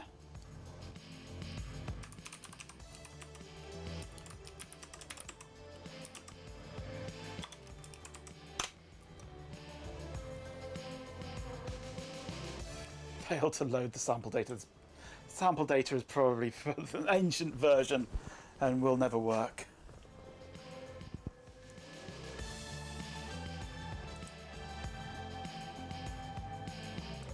Let's try this.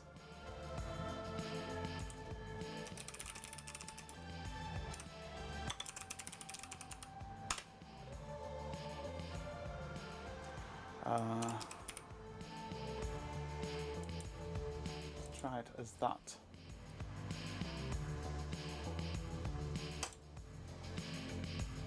Aha. Okay, we have some data here. So decoder, MFM.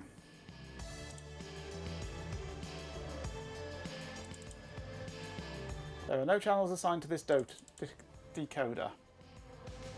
Now I've got to have this manually named, haven't I? No.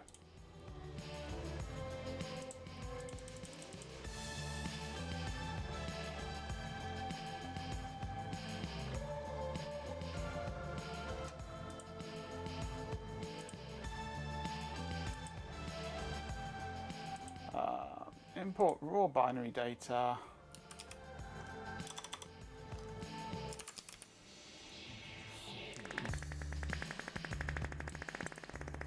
Number of logic channels 3, sample rate 1, 5, 1, 2, 3. How many zeros is on that?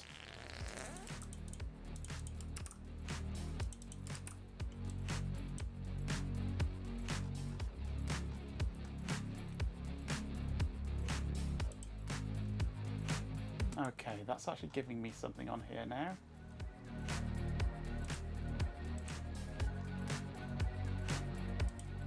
Okay, read data 0.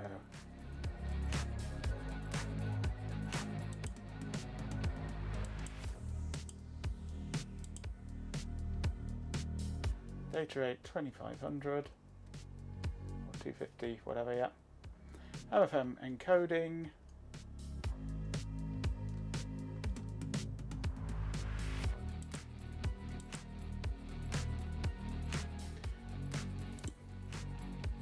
Unsigned byte integer is greater than maximum.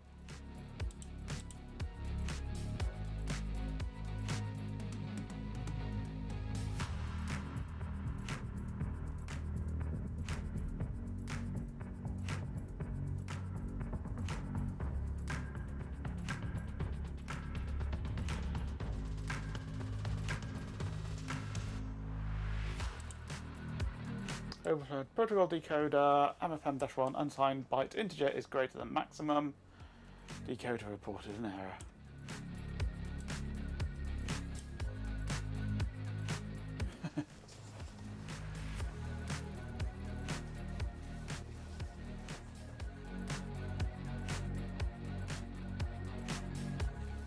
It smells like chocolate oranges. Yum. So either this is broken or this setup here is incorrect, or...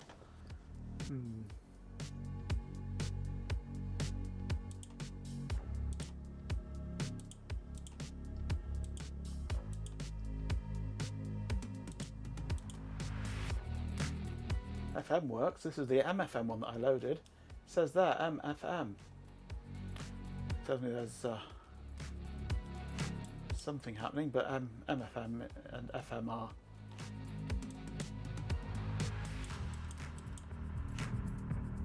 Yeah, that's not right.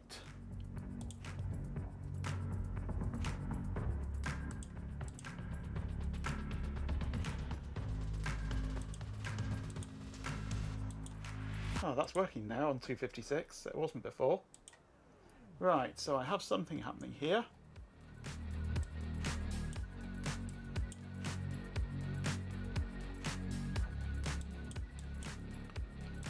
Finding things in this now. Right, this might be usable.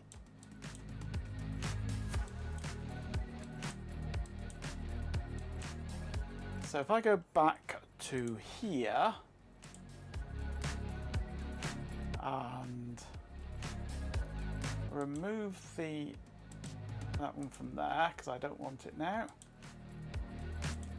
I need 3 channels apparently. So let's turn on 2 more channels. I don't know what these extra pulse channels and things are for, but it wants them, so we'll keep them. I need to remove that channel. And remove the index pulse, I think, or do we want the index pulse?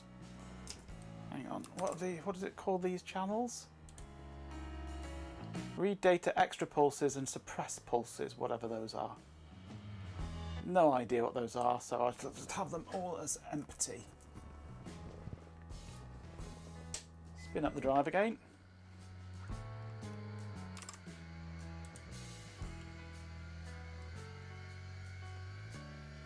Yay, you contributed. Thank you very much.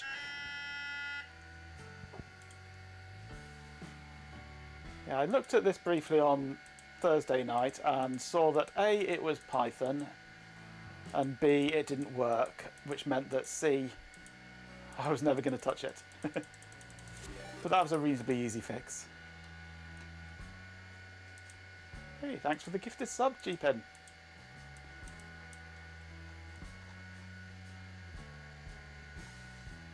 Right, so I've got data there. Jeepin 247.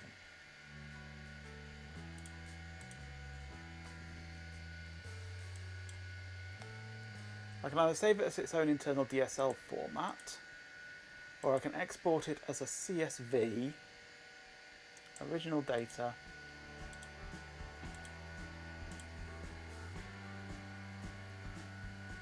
which I might be able to import, or I might need to modify first. Let's try import.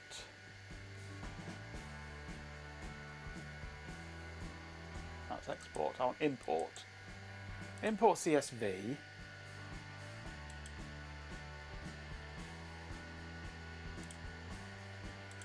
Data. Right. Column format specs. Text columns data types. A comma separated list of cols format bits items. Welcome back, Rem Dog Cap.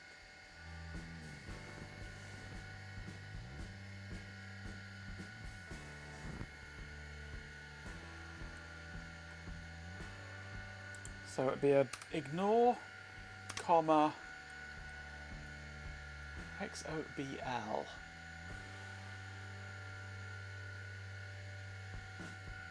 L, comma, L, comma, L. The adverts have begun.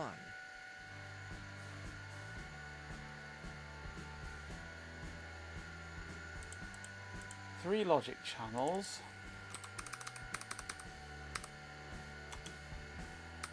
A 100 megahertz. That is 100, isn't it? Yeah, 100 megahertz. Okay. Oh, yeah, we have data. Right, we imported. Excellent. MFM. So RD plus. I thought these named. They don't want to be named, but whatever. Right, data rate is not that, but it seems to work anyway. Data rate is 5 megahertz. That means it goes up to 500 Sorry, you kilohertz. all had to endure those ads. But it might be... No, it's saying error for everything because this can't. This is aimed at decoding floppy images, and it can't cope with the speed of a hard drive.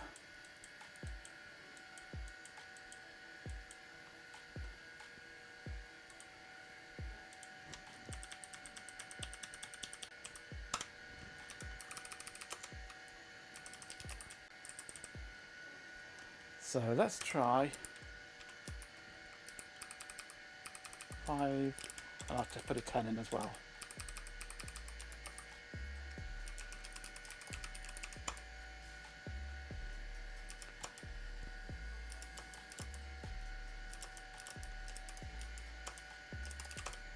That might work.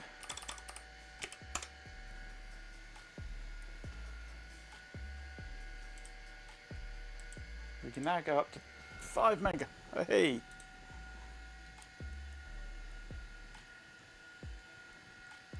Did we get anything?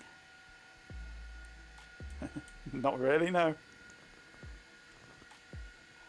Lots of errors.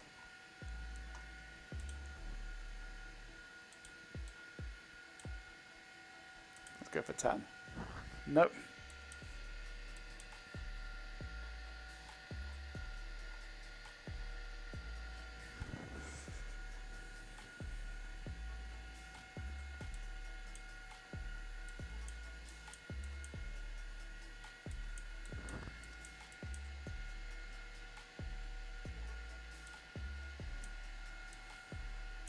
I have to say it's not happy with it.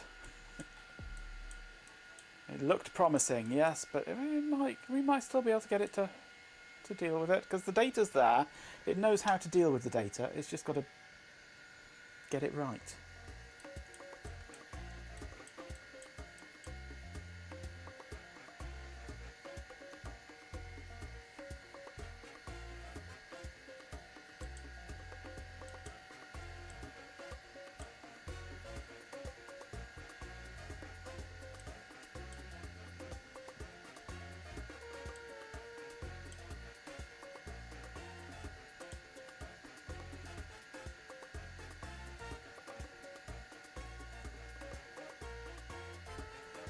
getting 3.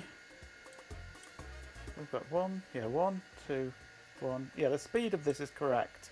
These are the clock pulses that it thinks it is. And there's a bit of drift there, obviously, but that's 1 clock pulse for there, 1 clock pulse for there. Possibly.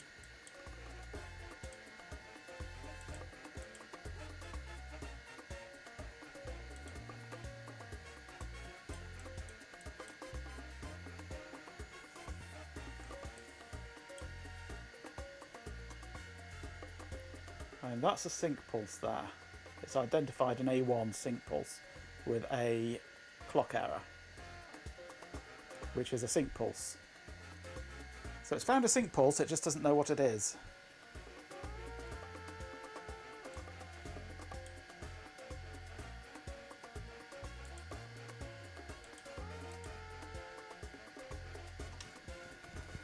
So it's kind of thinking about getting there.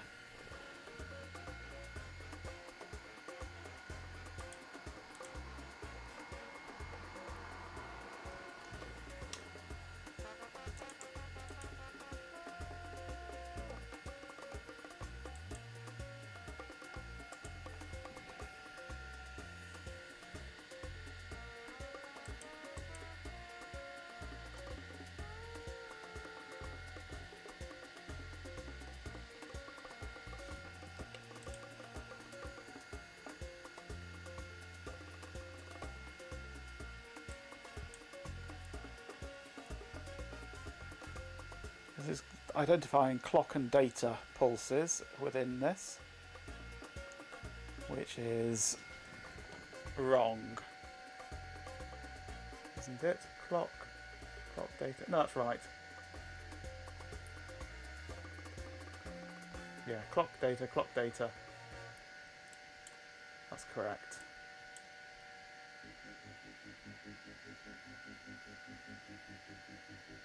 So that's a definite sync pulse with its clock error.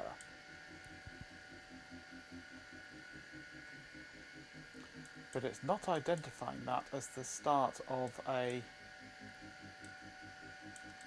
block of data.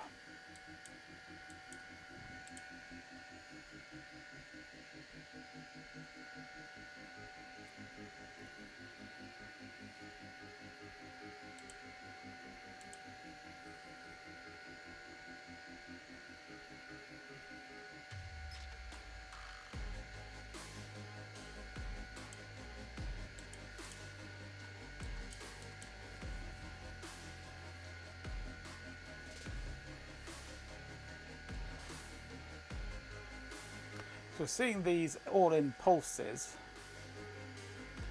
of pairs, so I've got 1 pair there, 2, 3, 4, 5, 6, 7, 8, 9, 10, 11, 12, 13, 14, 15, 16, 17, and then we repeat. That there is going to be the start of track marker. That's what that is. That's the start of track.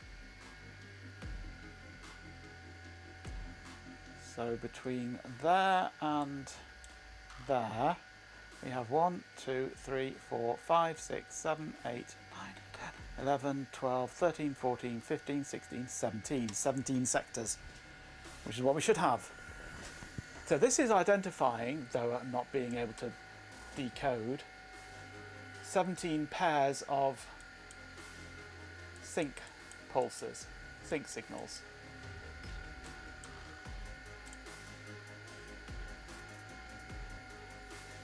But it's unable to decode them. It seems like someone's been sending a lot of emails, hopefully. They are not all chocolate oranges.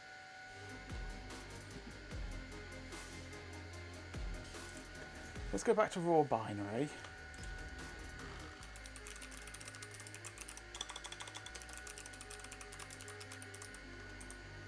FM data digital, there, 3 channels. What was it? The sample rate was that.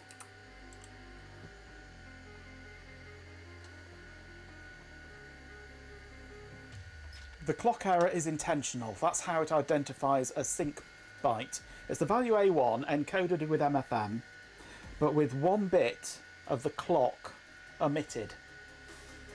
So that it still is encoded as MFM data, it's decodable as MFM data, but it has that error. And that error is what says, this is not normal data, treat this specially. And that's how it knows where the start of a block is, by that error. So let's get MFM going on here.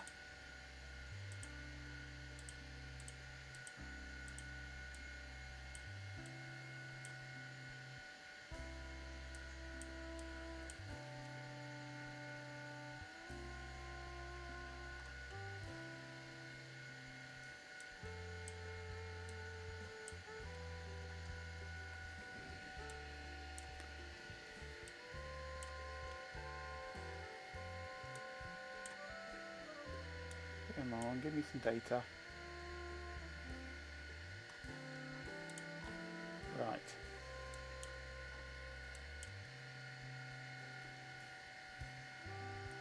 Of course, this is set up for floppies. Floppies have 3 address marks. I've just got the error, every one. It has 3 entries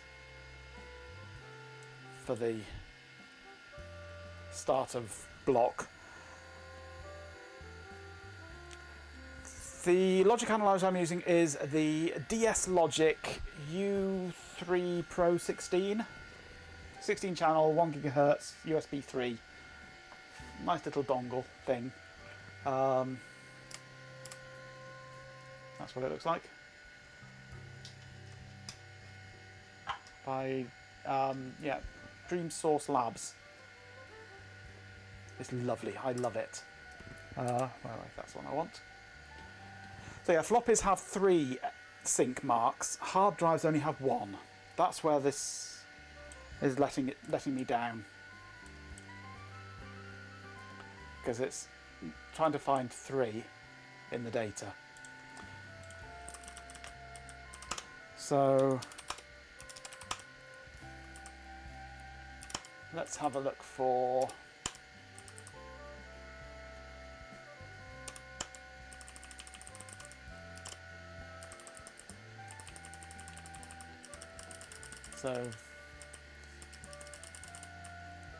yeah, this is, yeah, it's got a whole state machine, hasn't it, for a whole set of states, finite state machine for which one it's looking for.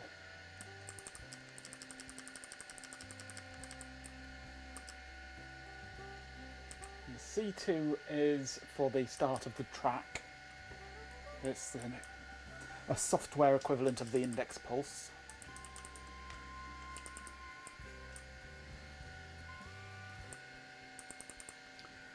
So we get an A1, it goes to state 4.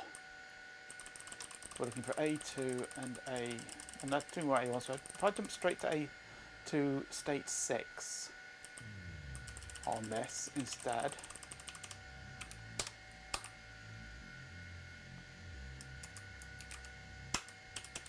See what happens now. This one should fail on theirs, but it might work on mine.